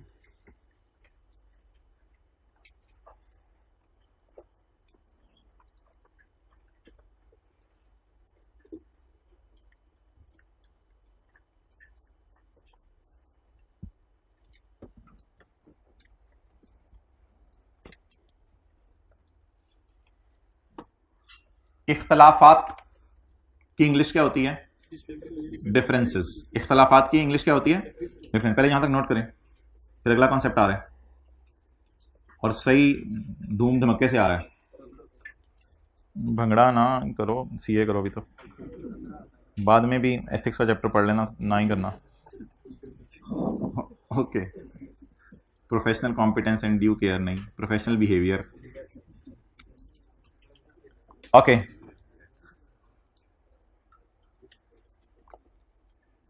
अच्छा जी, हमारे और टैक्स वालों में डिफरेंसेस आ सकते हैं। अच्छा मुझे बताएं, डिफरेंसेस जो लोगों के आते हैं आपस में, क्या ये ऐसे डिफरेंसेस होते हैं जो हल हो सकते हैं या ऐसे भी होते हैं जो हल नहीं हो सकते? दोनों किस्म के होते हैं। कुछ डिफरेंसेस होते हैं टेम्परेरी, लड़ लुड़ के हल हो जाते हैं। कुछ डिफरेंसेस होते हैं परमानेंट, जो कभी भी हल नहीं हो सकते। तो बता दें डिफरेंसेस जिंदगी में कितने किस्म के आ सकते हैं दोस्त के साथ? दो किस्म के डिफरेंसेस। Number one, RG. सुबह नाराज है, शाम को राजी हो गया, अगले दिन फिर सुबह नाराज हुआ है, फिर शाम को राजी हो गया। तो ये कौन से डिफरेंसेस होंगे? टेम्परेरी। और परमानेंट डिफरेंस क्या होंगे? वो तुर्की चला गया, आप जापान चले गए और आपने कहा मरने के बाद भी नहीं मिलेंगे। तो ये कौन से डिफरेंसेस हैं? बोले बोले बोले, परमानेंट डिफरेंसेस। तो अकाउंटिंग और टैक्स वालों के अंदर भी दो किस्म के इख्तलाफ हैं। दो किस्म के इख्तलाफ आते हैं। एक कौन से हैं? अब मैं बताऊंगा। एक कौन से हैं? टेम्परेरी, और दूसरे कौन से हैं? परमानेंट। अच्छा जी, नंबर वन, डेप्रिसिएशन। आप किधर चली गई हैं? डेप्रिसिएशन जज्बाती होगी। Depreciation, depreciation. अकाउंटिंग वाले कहते हैं कि 50% पे डेप्रिशिएट करो, स्ट्रेट लाइन, और टैक्स वाले कहते हैं नहीं 25% पे डेप्रिशिएट करो, स्ट्रेट लाइन। ये डिफरेंसेस अकाउंटिंग वालों में और टैक्स वालों में परमानेंट हैं या टेम्परेरी हैं? टेम्परेरी हैं। एक्सेलेंट। क्यों? आपने 100 रुपए का एसेट खरीदा, अकाउंटिंग वाले पहले साल 50 रुपए डेप्रिशिएट करेंगे, दूसरे साल 50 रुपए, दूसरे साल के एंड पे बीवी जीरो हो जाएगी। डन। टैक्स वालों की भी बीवी जीरो होनी है, लेकिन कब? एक्सेलेंट। 4 साल बाद टैक्स वालों की बीवी भी क्या हो गई? अगर मैं चौथे साल के एंड पे खड़ा हूं तो दोनों की बीवी, व्हाट डज इट मीन कि ये इख्तलाफ मौजूद रहा या चौथे साल के एंड पे खत्म हो गया? पहले साल के एंड पे ये इख्तलाफ था। ये कह रहा था मेरी बीवी 50, ये कह रहा था मेरी बीवी 75। ठीक है, एक मिसाल दे रहा हूं, slip of take my words back. अच्छा, तो बात समझाने की ये है कि दूसरे साल के एंड पे खड़े होके भी ये इख्तलाफ मौजूद था, बिकॉज इसकी बीवी मौजूद थी 15, यस, बट वो किस पे कितने में रह गई? 25, और इन द एंड दोनों की बीवीज, आप बता दें। मार गई नहीं भाई, प्लीज प्लीज। बीवी से मुराद पूरे सेशन में मेरी बुक वैल्यू है। ठीक है, आज मैं बर्मला स्टेटमेंट दे रहा हूं सबके सामने। बता दें जी, ये जो इख्तलाफ पैदा हुआ है अकाउंटिंग वालों और टैक्स वालों में, ये परमानेंट है या टेम्परेरी है? तो डेप्रिसिएशन की वजह से अगर कोई इख्तलाफ आया करेगा तो उसे हम कहा करेंगे टेम्परेरी। उसे हम क्या कहा करेंगे? टेम्परेरी। अच्छा, दूसरी बात, पेनल्टी। पेनल्टी अकाउंटिंग वालों ने कहा कि 500 रुपए की पेनल्टी है, सारी की सारी माइनस कर लो। टैक्स वालों ने कहा हम माइनस नहीं करने देंगे, हम माइनस नहीं करने देंगे, हम खर्चे के तौर पे रिकॉर्ड नहीं करने देंगे। मुझे बता दें अकाउंटिंग वालों ने कितना डाला खर्चे में? 500 रुपए। अकाउंटिंग वालों का एक्सपेंस, डेप्रिशिएट तो नहीं करना ना इसको, अकाउंटिंग वालों का एक्सपेंस 500, टैक्स वालों का एक्सपेंस, अच्छा इधर मुझे बताएं, अकाउंटिंग वालों का एक्सपेंस 100, टैक्स वालों का एक्सपेंस 100, अकाउंटिंग वालों का भी एक्सपेंस 100, टैक्स वालों का एक्सपेंस 100 का मतलब क्या है कि अकाउंटिंग वाले जितना डेप्रिशिएट कर रहे हैं उतना ही टैक्स वाले डेप्रिशिएट कर रहे हैं। लेकिन सिर्फ इख्तलाफ किस पे है? आरजी इख्तलाफ है कि अकाउंटिंग वाले कह रहे हैं जरा छेती छेती डेप्रिशिएट करो, टैक्स वाले कह रहे हैं जरा होली होली डेप्रिशिएट करो। तो ये अकाउंटिंग वालों और टैक्स वालों में क्या हो गया? इख्तलाफ हो गया। लेकिन ये इख्तलाफ परमानेंट था, आरजी था? आरजी था। लेकिन पेनल्टी वाला इख्तलाफ बताएं क्या है? परमानेंट क्यों है? अकाउंटिंग वालों ने कितना खर्चे में डाला, टैक्स वाले इस साल और अगले सारे सालों में मिला कितनी पेनल्टी खर्चे में डाल देंगे, कितनी लुट, 0 खर्चे में डालेंगे। इसलिए ये फर्क क्या हो गया? परमानेंट। मैंने परमानेंट डिफरेंस को जानबूझ के वर्किंग में रेड साइन के साथ शो किया था। मैंने परमानेंट डिफरेंसेस को जानबूझ के रेड साइन के साथ शो किया था। एक और परमानेंट डिफरेंस जो आपके सिलेबस में है वो तीसरा। अच्छा, ये डिसाइड क्या हुआ? ये कौन सा डिफरेंस है? क्या ये लड़ाई कभी खत्म हो सकती है? अकाउंटिंग वालों ने 500 खर्चे में डाल दिया, टैक्स वाले कभी भी जिंदगी में खर्चे में डालेंगे 500? ओके, आगे चलें जी। अगला, यार ये पेनल्टी वैसे गलत लफ्ज है, लफ्ज होना चाहिए था डिडक्शन नॉट अलाउड। लफ्ज क्या होना चाहिए था? Deduction not allowed. जो खर्चा टैक्स वाले माइनस नहीं करने देंगे वो कभी भी नहीं करने देंगे, हम अकाउंटिंग वाले कर रहे होंगे वो नहीं करने देंगे। तो ये कौन सा डिफरेंस हो जाएगा? Permanent difference. आगे चलें, एग्जेम्प्ट इनकम। बताएं बताएं बताएं, एग्जेम्प्ट इनकम कौन सी है? Agriculture exempt income. अच्छा जी, अकाउंटिंग वाले कितना डालेंगे इनकम में? मिसाल के तौर पे 100 रुपए। टैक्स वाले इस साल या अगले सारे सालों में मिला के कितना डालेंगे इनकम में? 0। आप बता दें ये डिफरेंस में क्या हो गया? Permanent difference. ये ऐसी लड़ाई है जो जद्दी पुश्ती लड़ाई है, कभी खत्म नहीं हो सकती। आप बता दें दो परमानेंट डिफरेंसेस जो हमारे सिलेबस में है, डिडक्शंस नॉट अलाउड और एग्जेम्प्ट इनकम। ये परमानेंट डिफरेंसेस हैं। ये कौन से डिफरेंसेस हैं? परमानेंट डिफरेंसेस हैं। इधर इधर इधर इधर इधर इधर इधर इधर, समझ आ गई? समझ आ गई? ये दोनों क्या हैं? परमानेंट डिफरेंसेस हैं। कौन कौन से परमानेंट डिफरेंस हैं? मैं उधर आता हूं, अभी कोई नहीं, खुला टाइम है, मैं उधर आता हूं अभी। जो खर्चा कभी भी माइनस नहीं हो सकता टैक्स लॉ की नजर में, वो हमने तो माइनस किया होगा ना अकाउंटिंग वालों ने, तो वो एक परमानेंट डिफरेंस हो जाएगा। जो इनकम टैक्स लॉ वाले कभी भी इनकम में नहीं डालेंगे, हम तो डाल चुके होंगे ना इनकम में, तो इसलिए ये हमारे और टैक्स वालों में कौन सा डिफरेंस है? अच्छा, जो डेप्रिसिएशन टैक्स वाले अलाउ करेंगे 4 सालों में, वो हम 2 सालों में अलाउ कर देंगे। ये कौन सा डिफरेंस है? टेम्परेरी डिफरेंस है। और जो फाइन अकाउंटिंग वाले कभी भी माइनस नहीं, सॉरी टैक्स वाले कभी भी माइनस नहीं करने देंगे, हम तो माइनस कर चुके होंगे ना। चलें 1-2 मिनट ले लें। पहला टेम्परेरी डिफरेंस है और दूसरे दोनों परमानेंट डिफरेंस है। ये कॉन्सेप्ट ऑफ टैक्स की किताब में नहीं पढ़ा था कहीं।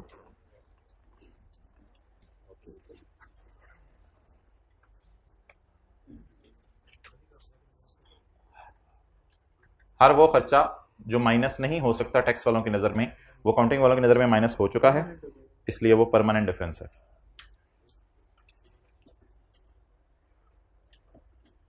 और इस डिफरेंस को रिमूव कराने के लिए अगर आप शहबाज शरीफ, नवाज शरीफ, इमरान खान और सबको भी लाके बिठा दें तो ये इख्तलाफ जद्दी पुश्ती इख्तलाफ है, ये नस्लों का इख्तलाफ है, ये नहीं खत्म हो सकता।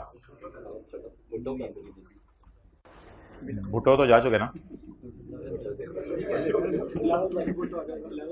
आप कराची से हो?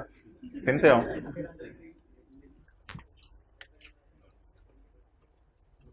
तकरीर सुनी है कभी भुट्टो की?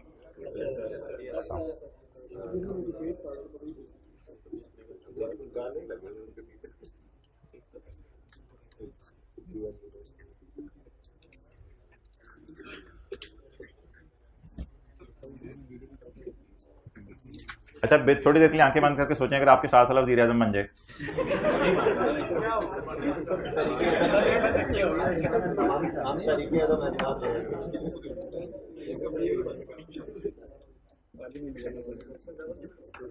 अच्छा वो साथ वाला खुद ही खुश हो रहा है, सही बात।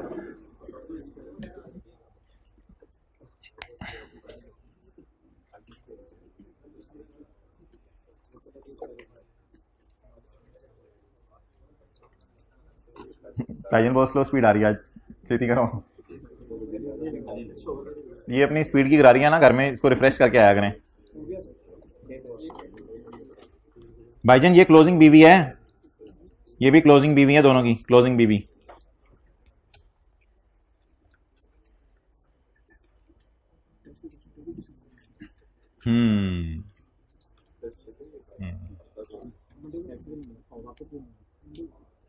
ऑफिस को मंडे को मिलेगा। अच्छा जी, टेस्ट तो वैसे ले आए और फिर चेक करके ले आए हो, वेबसाइट पर सोल्यूशन भी अपलोड हो गया। अच्छा वो तो किताब के ही थे दोनों सवाल।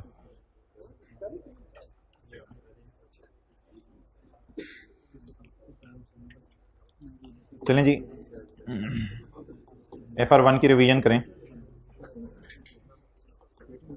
ये आपने नोट नहीं करना।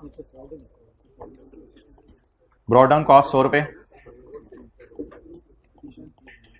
एडिशंस 50 रुपये, डिस्पोजल 30 रुपये, कैरी डाउन 120। अच्छा, accumulated depreciation account, brought down 12 रुपये, डेप्रिसिएशन 32 रुपये, डिस्पोजल।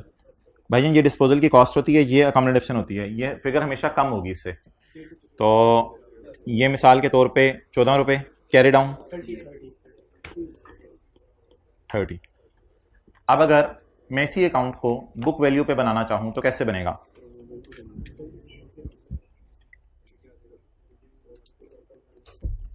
एसेट अकाउंट अगर मैं बुक वैल्यू पे बनाना चाहूं, ये तो किस पे था? कॉस्ट पे था।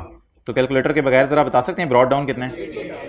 100 माइनस 12 इज इक्वल टू 88।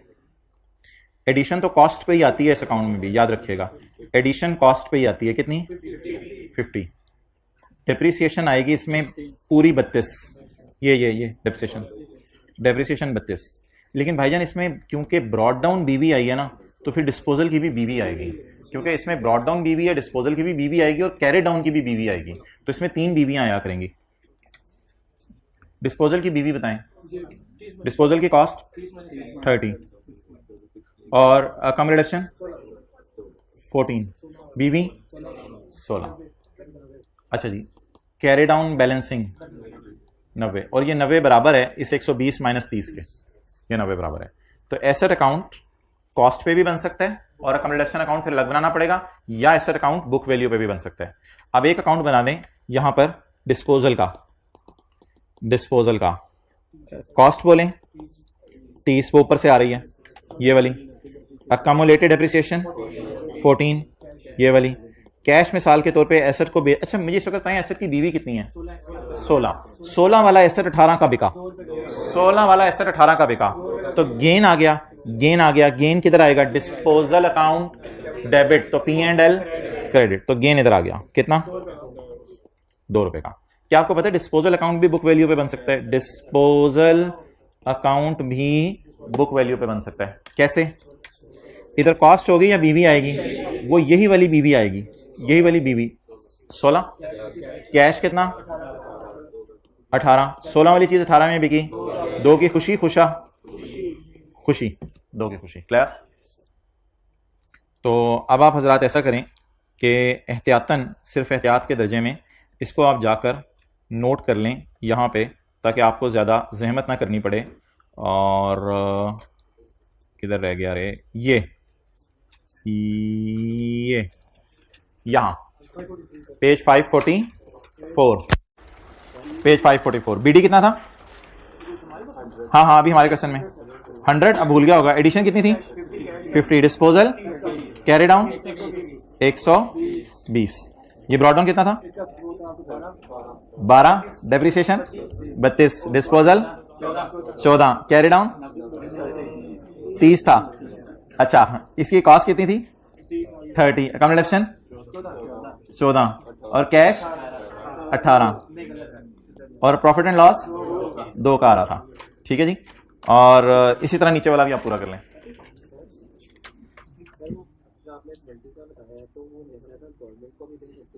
ऐसा कॉन्सेप्ट कोई इधर नहीं है।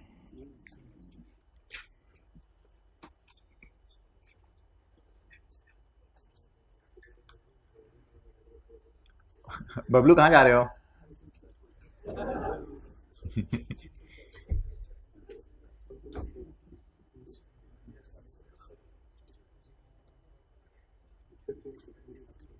अच्छा, कोई एक दो ऐसे वाकयात सुनाएं जिससे लोग मोटिवेट हो जाएं कि मेरे कज़न की शादी थी, मैंने वो छोड़ दी क्लासों के लिए, मैंने जो है फलां जगह जाना था लेकिन मैं नहीं गया, मुझे दोस्तों ने ये कहा मैंने नहीं किया। कोई एक दो ऐसा मोटिवेशनल वाकया सुनाएं कि सारे ज़रा इंप्रेस हो जाएं, हाथ खड़ा करके। जी हाँ जी, खड़े हो जाएं। अच्छा, तो घर के अंदर वाइफ हमारे मेहमान आए हुए थे और मैं बैठ के पढ़ा था जी। और जी और कल कज़न की शादी है। खड़े हो जाओ। कहाँ पे, किस शहर में? सरगोदा में। और कल शादी है परसों वलीमा में। तो अब आपने क्या प्लान किया, किस तरह? आप जा ही नहीं रहे। एक्सेलेंट, बैठ जाए जी। आगे और कोई ऐसा हिस्टोरिकल वाकया? हाँ जी, ईद पे घर नहीं गए? ओहो, खड़े हो जाए। कौन सा शहर, कौन सा है? हाँ, बलूचिस्तान में कौन सा इलाका? मकरान जी। और ईद पे घर नहीं गए जी? कोई बात नहीं जी। भाईजान आप कोई वाकया सुनाने लगे, सारे मोटिवेट हो जाएं, डीमोटिवेट हो जाएंगे। अच्छा जी, तो लेट्स कंप्लीट द बीवी एज वेल। ये बताएं जल्दी। 88 इसके साथ लिख लें। कॉस्ट, एडिशन कॉस्ट पे आती है और डेप्रिसिएशन 32।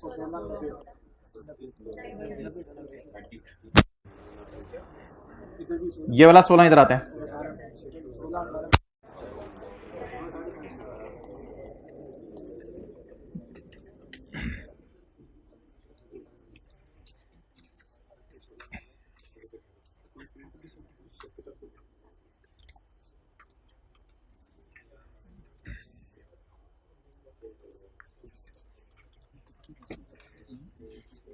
जी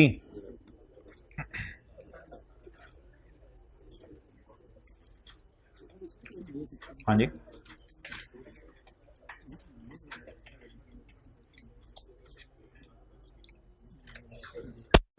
ओके।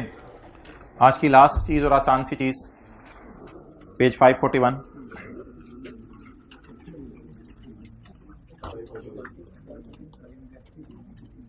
पेज 541।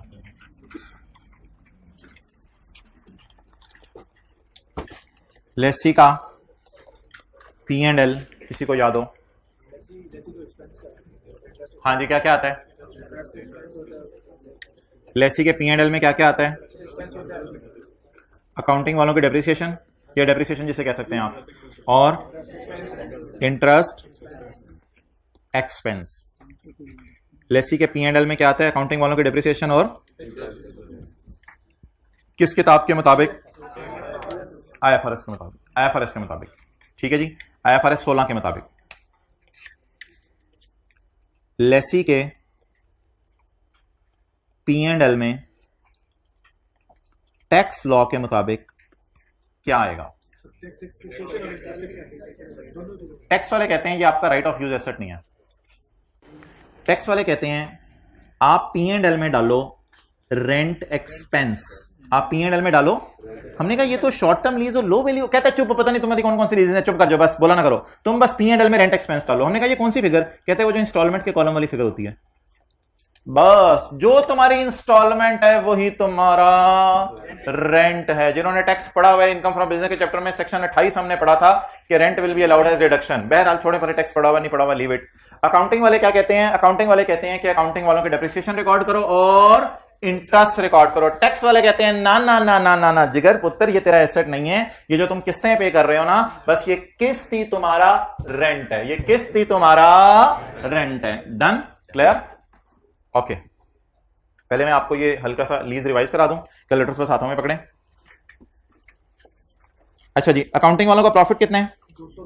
200 मिलियन। किस साल? हर साल। कई साल होंगे उसके सवाल में, हर साल प्रॉफिट 200 मिलियन है, अजीब सी बात है। टैक्स रेट कितना है? 30%। एनुअल लीज रेंटल कितने हैं? कितने साल तक पे करने हैं? 3 साल तक।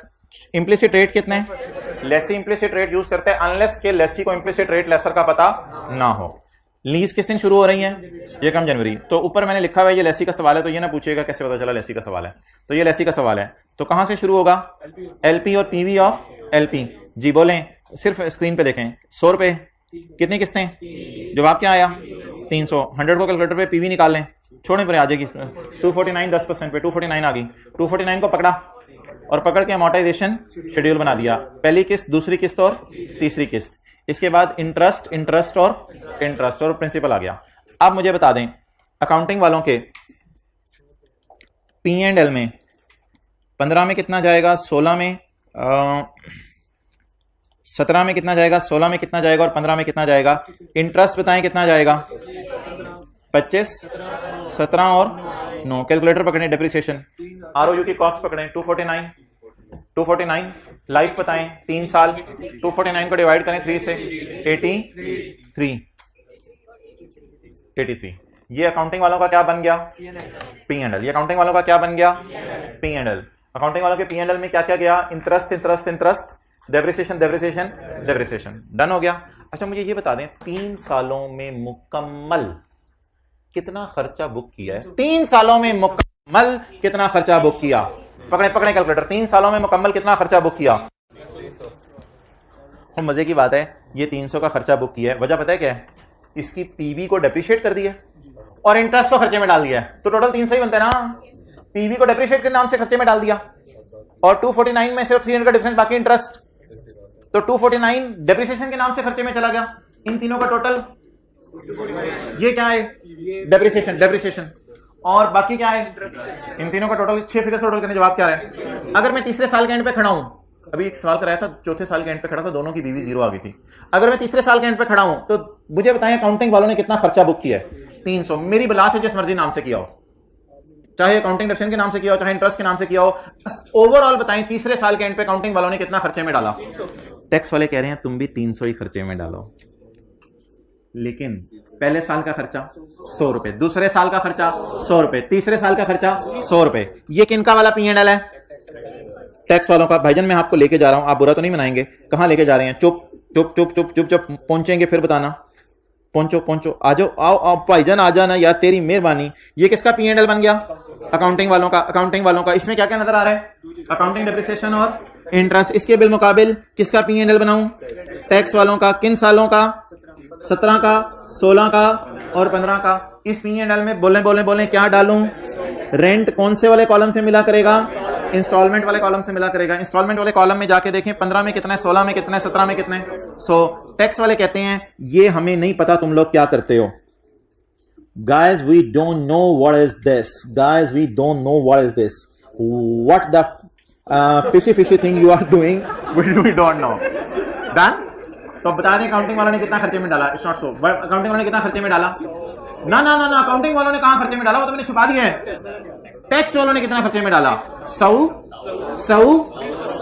तो टैक्स वालों ने 100 खर्चे में डाला, क्योंकि टैक्स वालों के सामने ये दुनिया ब्लैक है, कुछ भी नहीं है। वो कहते हैं ना प्रिंसिपल है, ना इंटरेस्ट है, ना बैलेंस है, ना तुम्हारा एसेट है, ना लीज लायबिलिटी है, ना ये लीज है, ये तो रेंट एक्सपेंस है। तो आप बता दें पहले साल टैक्स वालों का खर्चा 100, दूसरे साल 100, तीसरे साल 100।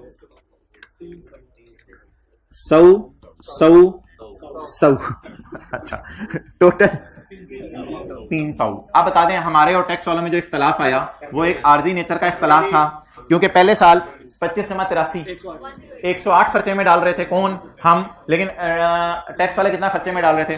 100 डाल रहे थे। तो अब मेरे ख्याल से शायद ये बनाने की जरूरत नहीं है। मुझे करंट टैक्स की वर्किंग में बता दें, क्या उल्टाऊंगा क्या डालूंगा? क्या करंट टैक्स की वर्किंग में 2015 के साल में क्या उल्टाऊंगा, क्या रिकॉर्ड करूंगा, जल्दी जल्दी जल्दी। अकाउंटिंग वालों की डेप्रिसिएशन और अकाउंटिंग वालों के इंटरेस्ट को ये वाली किताब मान रही है या नहीं मान रही? नहीं मान रही। इसकी जगह क्या माइनस करने दे रही है? किस्त, किस्त, रेंटल, इसकी जगह रेंट माइनस करने दे रही है। तो 2583 को उल्टाएं और उल्टा के किसे माइनस करें? टैक्स वाले डेप्रिशिएट कर रहे हैं या रेंटल माइनस करने दे रहे हैं? रेंटल माइनस करने दे रहे हैं। टैक्स वाले असल में ना इस एसेट को एसेट मानते ही नहीं है, ये कहते हैं तुमने किस्तों पे कोई नहीं एसेट उसेट लिया, बस तुम किराया पे कर रहे हो। अब करंट टैक्स की वर्किंग मैं आपके सामने आज शो करने लगा हूं, लीज की calculation of current tax. Current tax में आपको पता है अकाउंटिंग वालों की चीजों को उल्टाते हैं और टैक्स वालों की चीजों को डालते हैं जी। अकाउंटिंग वालों की डेप्रिसिएशन हमने उल्टा दी, प्रॉफिट तीनों सालों का मैंने कह दिया 200 था। प्रॉफिट से शुरू करते हैं ना, और पहुंचते कहां हैं? Taxable profit. अकाउंटिंग वालों की चीजें उल्टा दी और टैक्स वालों की रिकॉर्ड कर दी। अच्छा, और मजे की बात देखें एक और, इसका टोटल भी 600 होगा, इसका टोटल भी 600 होगा। वैसे बता रहा हूं एक मजे की बात, अकाउंटिंग प्रॉफिट तीनों सालों का 600 और टैक्स वालों का प्रॉफिट 208 जमा 200 जमा 192 600। टैक्स वालों का प्रॉफिट भी सारे सालों का 600। ये महज इत्तेफाक नहीं है, ये लॉजिकल ग्राउंड्स पे बात बेस कर रही है। तो इसका मतलब है ये जो अकाउंटिंग और टैक्स वालों में इख्तलाफ पैदा हुआ, दिखने में इख्तलाफ है, वो कह रहे हैं डेप्रिसिएशन को खर्चे में डालो, इंटरेस्ट को खर्चे में डालो, IFRS वाले कह रहे हैं, टैक्स वाले कह रहे हैं नहीं नहीं नहीं नहीं, रेंटल को खर्चे में डाल दो। तो अब मुझे बता दें, क्या जो टैक्स आ रहा है वो भी मेरे ख्याल से 200 जमा 200 जमा 200 600 का कोई 30% ही आ रहा होगा। इन तीनों सालों का टोटल भी कर लें, बहरहाल वो छोड़ें, अभी इन चक्रों में पढ़ने की आपको जरूरत नहीं है। तो बता दें what is the tax treatment और in current tax working of lessee. Accounting depreciation और इंटरेस्ट उल्टाना है और रेंटल रिकॉर्ड करना है। अकाउंटिंग डेप्रिसिएशन और इंटरेस्ट उल्टाना है और रेंटल रिकॉर्ड करना है। चलें अब ऐसा करें कि टेस्ट की डिस्कशन शुरू करते हैं, लेकिन एक दफ़ा अपनी बुक में आके आप ये जो हमने आज सारी चीज़ें पढ़ी हैं इनको टिक कर लें। पेज नंबर 258, पेज 258 क्या पढ़ना शुरू किया हमने? करंट टैक्स की working, page number 258। Accounting depreciation को और अकाउंटिंग अमोर्टाइजेशन को और इंपेयरमेंट लॉस को उल्टाना है और इसकी जगह टैक्स डेप्रिसिएशन को माइनस करना है। मैंने आपकी आसानी के लिए नंबर 1 डाल दिया इधर ताकि रिदम बरकरार रहे। अकाउंटिंग वालों का लॉस ऐड करना है और टैक्स वालों का लॉस लेस करना है। अकाउंटिंग वालों का गेन, अकाउंटिंग वालों का गेन लेस करना है और टैक्स वालों का gain, bad debt expense add करना है और bad debt return of less करना है। अच्छा, अगली चीजें आपको समझ नहीं आएंगी, ये दोनों बता दें कि जिसके साथ मैंने 6 लिखा हुआ है। अकाउंटिंग वालों की डेप्रिसिएशन ऑन लीज्ड एसेट और interest expense on leased asset क्या करना है? ऐड। इसकी जगह लीज रेंटल क्या करना है? लेस करना है। तो ये एक रिदम में चीजें चल रही हैं। 1 की जगह 1, 2 की जगह ये, 3 की जगह ये, 4 की जगह ये, 5 अभी पढ़ाया नहीं, 6 यहां 2 हैं, इनकी जगह क्या माइनस करने की जरूरत है? लेकिन रेंटल पेड आपके लिए कंफ्यूजिंग चीज है, यहां आपने ना इंस्टॉलमेंट वाले कॉलम से फिगर उठाया करनी है कि जो आपने इंस्टॉलमेंट पे किया है वो माइनस करने की जरूरत है। और कोई चीज यहां पड़ी हो तो मुझे हाईलाइट करवा दें। एक्सेलेंट। ये एग्जेम्प्ट इनकम और डिडक्शन नॉट अलाउड, ये 2 चीजें भी आज पढ़ी हैं हमने।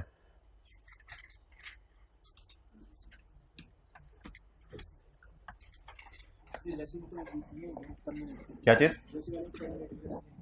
अच्छा, लेसी जो है, हाँ नहीं है बिल्कुल, लेसी की अकाउंटिंग IAS 12 के साथ हमारे सिलेबस में है, लेसर की अकाउंटिंग IAS 12 के साथ हमारे सिलेबस में नहीं है।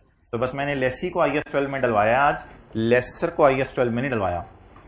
आज IAS 12 में हमने काफी चीजों को डाला है, IAS 16 को भी डाला है, अकाउंटिंग के टैक्सेशन माइनस की। आज IAS 12 में हमने IAS 38 को भी डाला है, अकाउंटिंग अमोर्टाइजेशन ऐड करके टैक्स अमोर्टाइजेशन माइनस की। और इसमें हमने IFRS 16 को भी आज डाला है, अकाउंटिंग डेप्रिसिएशन इंटरेस्ट ऐड करके लीज रेंटल या इंस्टॉलमेंट्स क्या कर दी? माइनस कर दी। पास पेपर का क्वेश्चन 10 हम कर रहे थे कल, लीज का निकाल लें जी।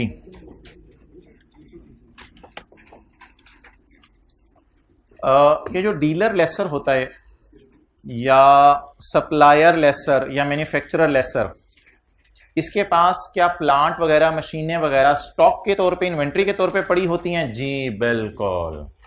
अब मोहतरम, अगर ये साबित हो गया था कल कि मशीन बी की लीज में पांचों के पांचों टेस्ट का जवाब नो आ गया है, तो ये लीज कौन सी है? Operating lease. ऑपरेटिंग लीज का क्या मतलब है? ऑपरेटिंग लीज का क्या मतलब है? सबर सबर। मशीन बी, जरा सोचें, machine B supplier of plant ने किस नियत से ली होगी?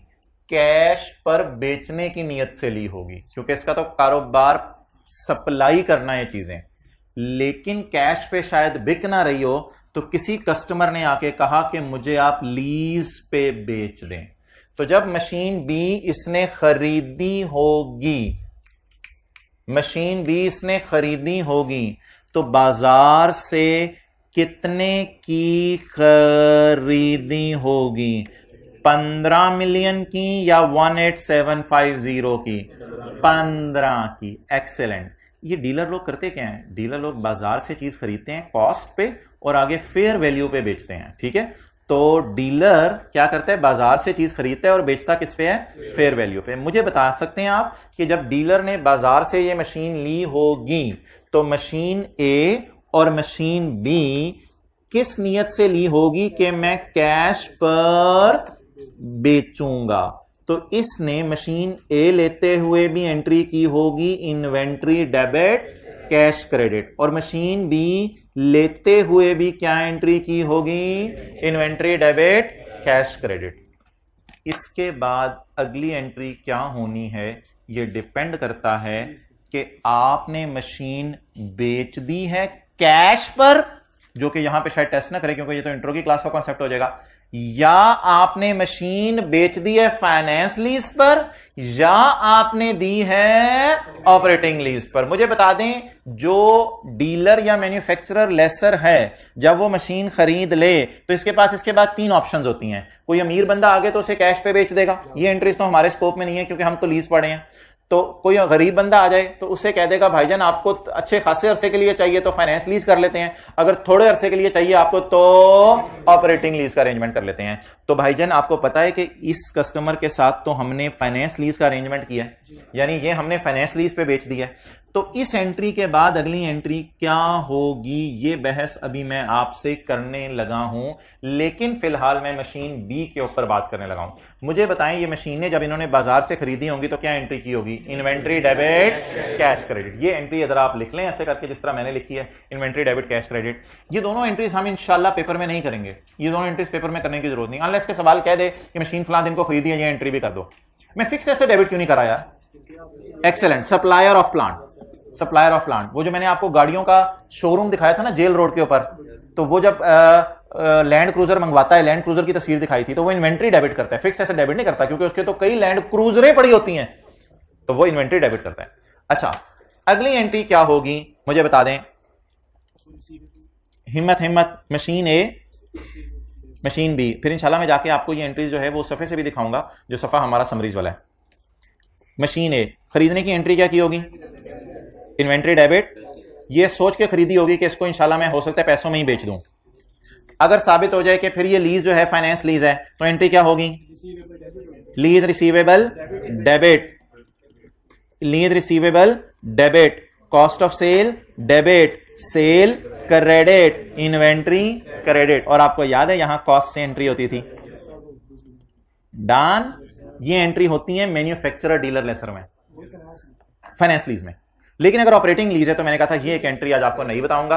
अब आप मुझे बता दें, अगर मेरे पास एक मशीन पड़ी हुई है, मैं सोचूं किसी को 6 साल में से 3 साल के लिए किस्तों पे दे दूं, तो आपको फीलिंग नहीं आ रही कि ये तो मैं फिक्स एसेट बना के किराए पे दे रहा हूं? तो मैंने ये कहा था कि ये एंट्री एक कर दें, ये तो दोनों एंट्रीज कॉस्ट पे हुई ना, फेयर वैल्यू पे नहीं हुई। ये एंट्री एक कर दें पीपी डेबिट इन्वेंट्री क्रेडिट, और ये एंट्री कॉस्ट पे ही होगी क्योंकि आपने तो कॉस्ट पे ही मशीन खरीदी हुई है ना। अब आपने तो फेयर वैल्यू पे बेची ही नहीं, आपने कॉस्ट पे खरीद के आगे किस पे दे दी? किराए पे दे दी। और इसके बाद अल्लाह का शुक्र है आपको पता है एंट्रीज क्या होती हैं? आया कमाया, आया कमाया, और अगली एंट्री होगी डेप्रीसिएशन की, अगली एंट्री होगी डेप्रीसिएशन की. So let us make the things in a very good and beautiful format so that those can be used in future. Machine A and machine B. This is a concept for dealer and manufacturer lessor. बाजार से जाके inventory खरीदेगा, inventory debit, cash credit, किस पे? Cost पे, fair value पे? Cost पे. और अगर कोई अच्छा बंदा आ गया तो उसको हो सकता है पैसों पे ही बेच दे, उसे पैसों पे ही बेच दे. लेकिन अगर लीज के 5 टेस्टों में से एक टेस्ट का जवाब क्या आ गया? यस, तो फिर किस पे बेचेगा? फाइनेंस लीज पे. फाइनेंस लीज का मतलब है फिर लीज रिसीवेबल बुक करेगा एनआई पे, कॉस्ट ऑफ सेल बुक करेगा लोअर पे नहीं, कॉस्ट ऑफ सेल बुक करेगा cost minus PV of UGRV. ठीक है, ये सारा आपको याद आ रहा होगा. और सेल रिकॉर्ड करेगा लोअर ऑफ फेयर वैल्यू और पीवी ऑफ एलपी, और क्रेडिट किसको करेगा? इन्वेंटोरी. ये कौन सी लीज पे चल पड़ी है? Finance lease. इसके बाद किराया आएगा, cash debit, lease receivable credit और इंटरेस्ट इनकम क्रेडिट. मैं अज्यूम कर रहा हूं कि एडवांस का सवाल नहीं है, एरियर का सवाल है. ये कौन सी लीज चल पड़ी? फाइनेंस. और अगर ये ऑपरेटिंग लीज होगी तो इन्वेंट्री किसका काम देगी? फिक्स्ड एसेट का काम देगी. और क्या जनरेट करके देगी? किराया. तो फिर क्या एंट्रीज होंगी? पीपी डेबिट और inventory credit. PP debit, inventory credit. सोचा था बेचेंगे, लेकिन अब ये फिक्स एसेट के तौर पे मुझे हेल्प करेगी. ये एंट्री किस पे होगी?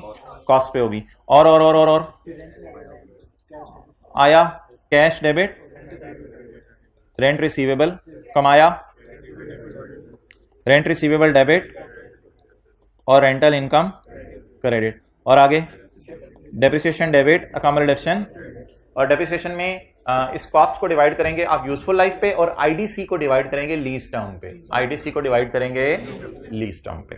और ऊपर हमने क्या हेडिंग दी? मैन्युफैक्चरर या, मैं भी नोट करने का आपको सफिशिएंट टाइम दूंगा, मैन्युफैक्चरर या डीलर लेसर. और ये फाइनेंस लीज हो गई और ये ऑपरेटिंग लीज हो गई. चलिए ठीक है, बाद भी वो सवाल तो नहीं हो सका, लेकिन ये नोट कर लें. मैं अभी ऊपर करता हूं एक एक करके, फिर जूम भी कर दूंगा. चलें, पहले तस्वीर जिन्होंने लेनी है ग्रुप में से, ग्रुप की कितने बंदों का बनाया हुआ है? F2 का ग्रुप बनाया हुआ है. आपस में कितने बच्चे हैं उसमें? 30 एक हैं. अच्छा, अगर आपका ग्रुप इतना स्ट्रांग हो गया है तो अब आप 50-50 रुपए लेके औरों को भी ऐड करो, यानी कि उसमें इतनी यूटिलिटी है, कुछ आगे पीछे की इंफॉर्मेशन है. तो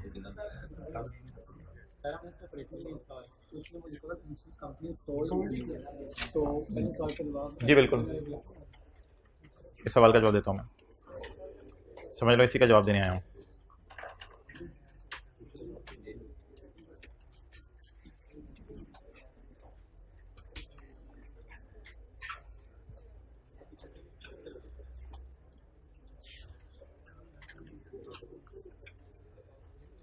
दोनों को साथ साथ चलाएं क्योंकि मैं ऊपर कर रहा हूं.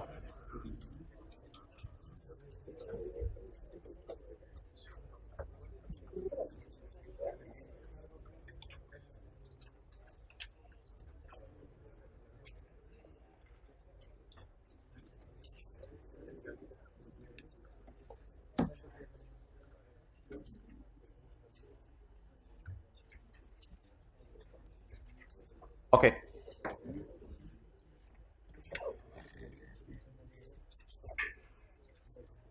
अब अगर मैं एक चीज आपसे पूछूं, आपको बुरा ना लगे, सिंपल लेसर या बैंक, सिंपल लेसर या बैंक, वो क्या एंट्री करता था?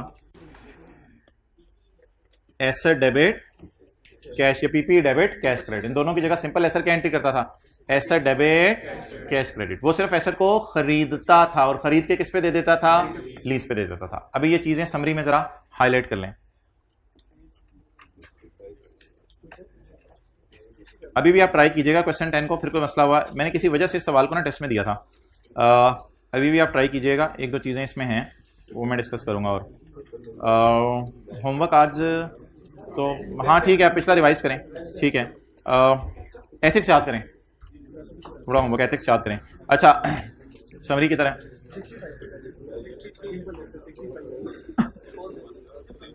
पेज नंबर यार एक चीज बड़ी मजे की होने लगी है, आप समझ रहे हैं कि समरी में हुई हुई और मुझे पता है कि नहीं हुई हुई, तो नहीं हुई हुई को जब हुई हुई करवाना पड़ेगा तो हुई हुई किताब को बंद ना करें, हुई हुई किताब को खुली रहने दें। हाँ जी, आपको तो मैंने ये बताया था कि सिंपल लेसर एंट्रीज करता है ऑपरेटिंग लीज की, ये ऐसा डेबिट, पेज नंबर 65, ऐसा डेबिट कैश क्रेडिट, ऐसा डेबिट कैश क्रेडिट, आया कमाया और डेप्रिसिएशन, याद है। तो आज मैंने आपको यह बताया है कि मैन्युफैक्चरर और dealer lessor, here inventory will become an asset just like and will be depreciated, the shifting general entry would be debit PP and credit inventory. Neptune limited वाला मशीन डी वाला सवाल, ये किताब का कौन सा पेज है? 66। असल में मेरे भाइयों बबलू, ये पहली एंट्री करता है inventory debit cash credit cost पे, और अगली एंट्री क्या करता है बोले? पीपी डेबिट इन्वेंट्री क्रेडिट, किस पे? कॉस्ट पे। वो सेकंड फ्लोर पे कौन सा रूम है?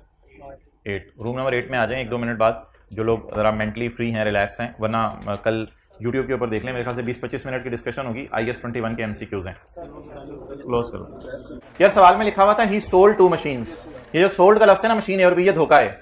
सोल्ड का लफ्ज लीज में चलता ही नहीं। सोल्ड जब भी लफ्ज आ जाए आपने टेस्ट लगा के देखनी है फाइनेंस या ऑपरेटिंग है, तो फाइनेंस वाली को सोल्ड कह सकते हैं, दूसरी वाली को सोल्ड कहना मुनासिब नहीं था वैसे।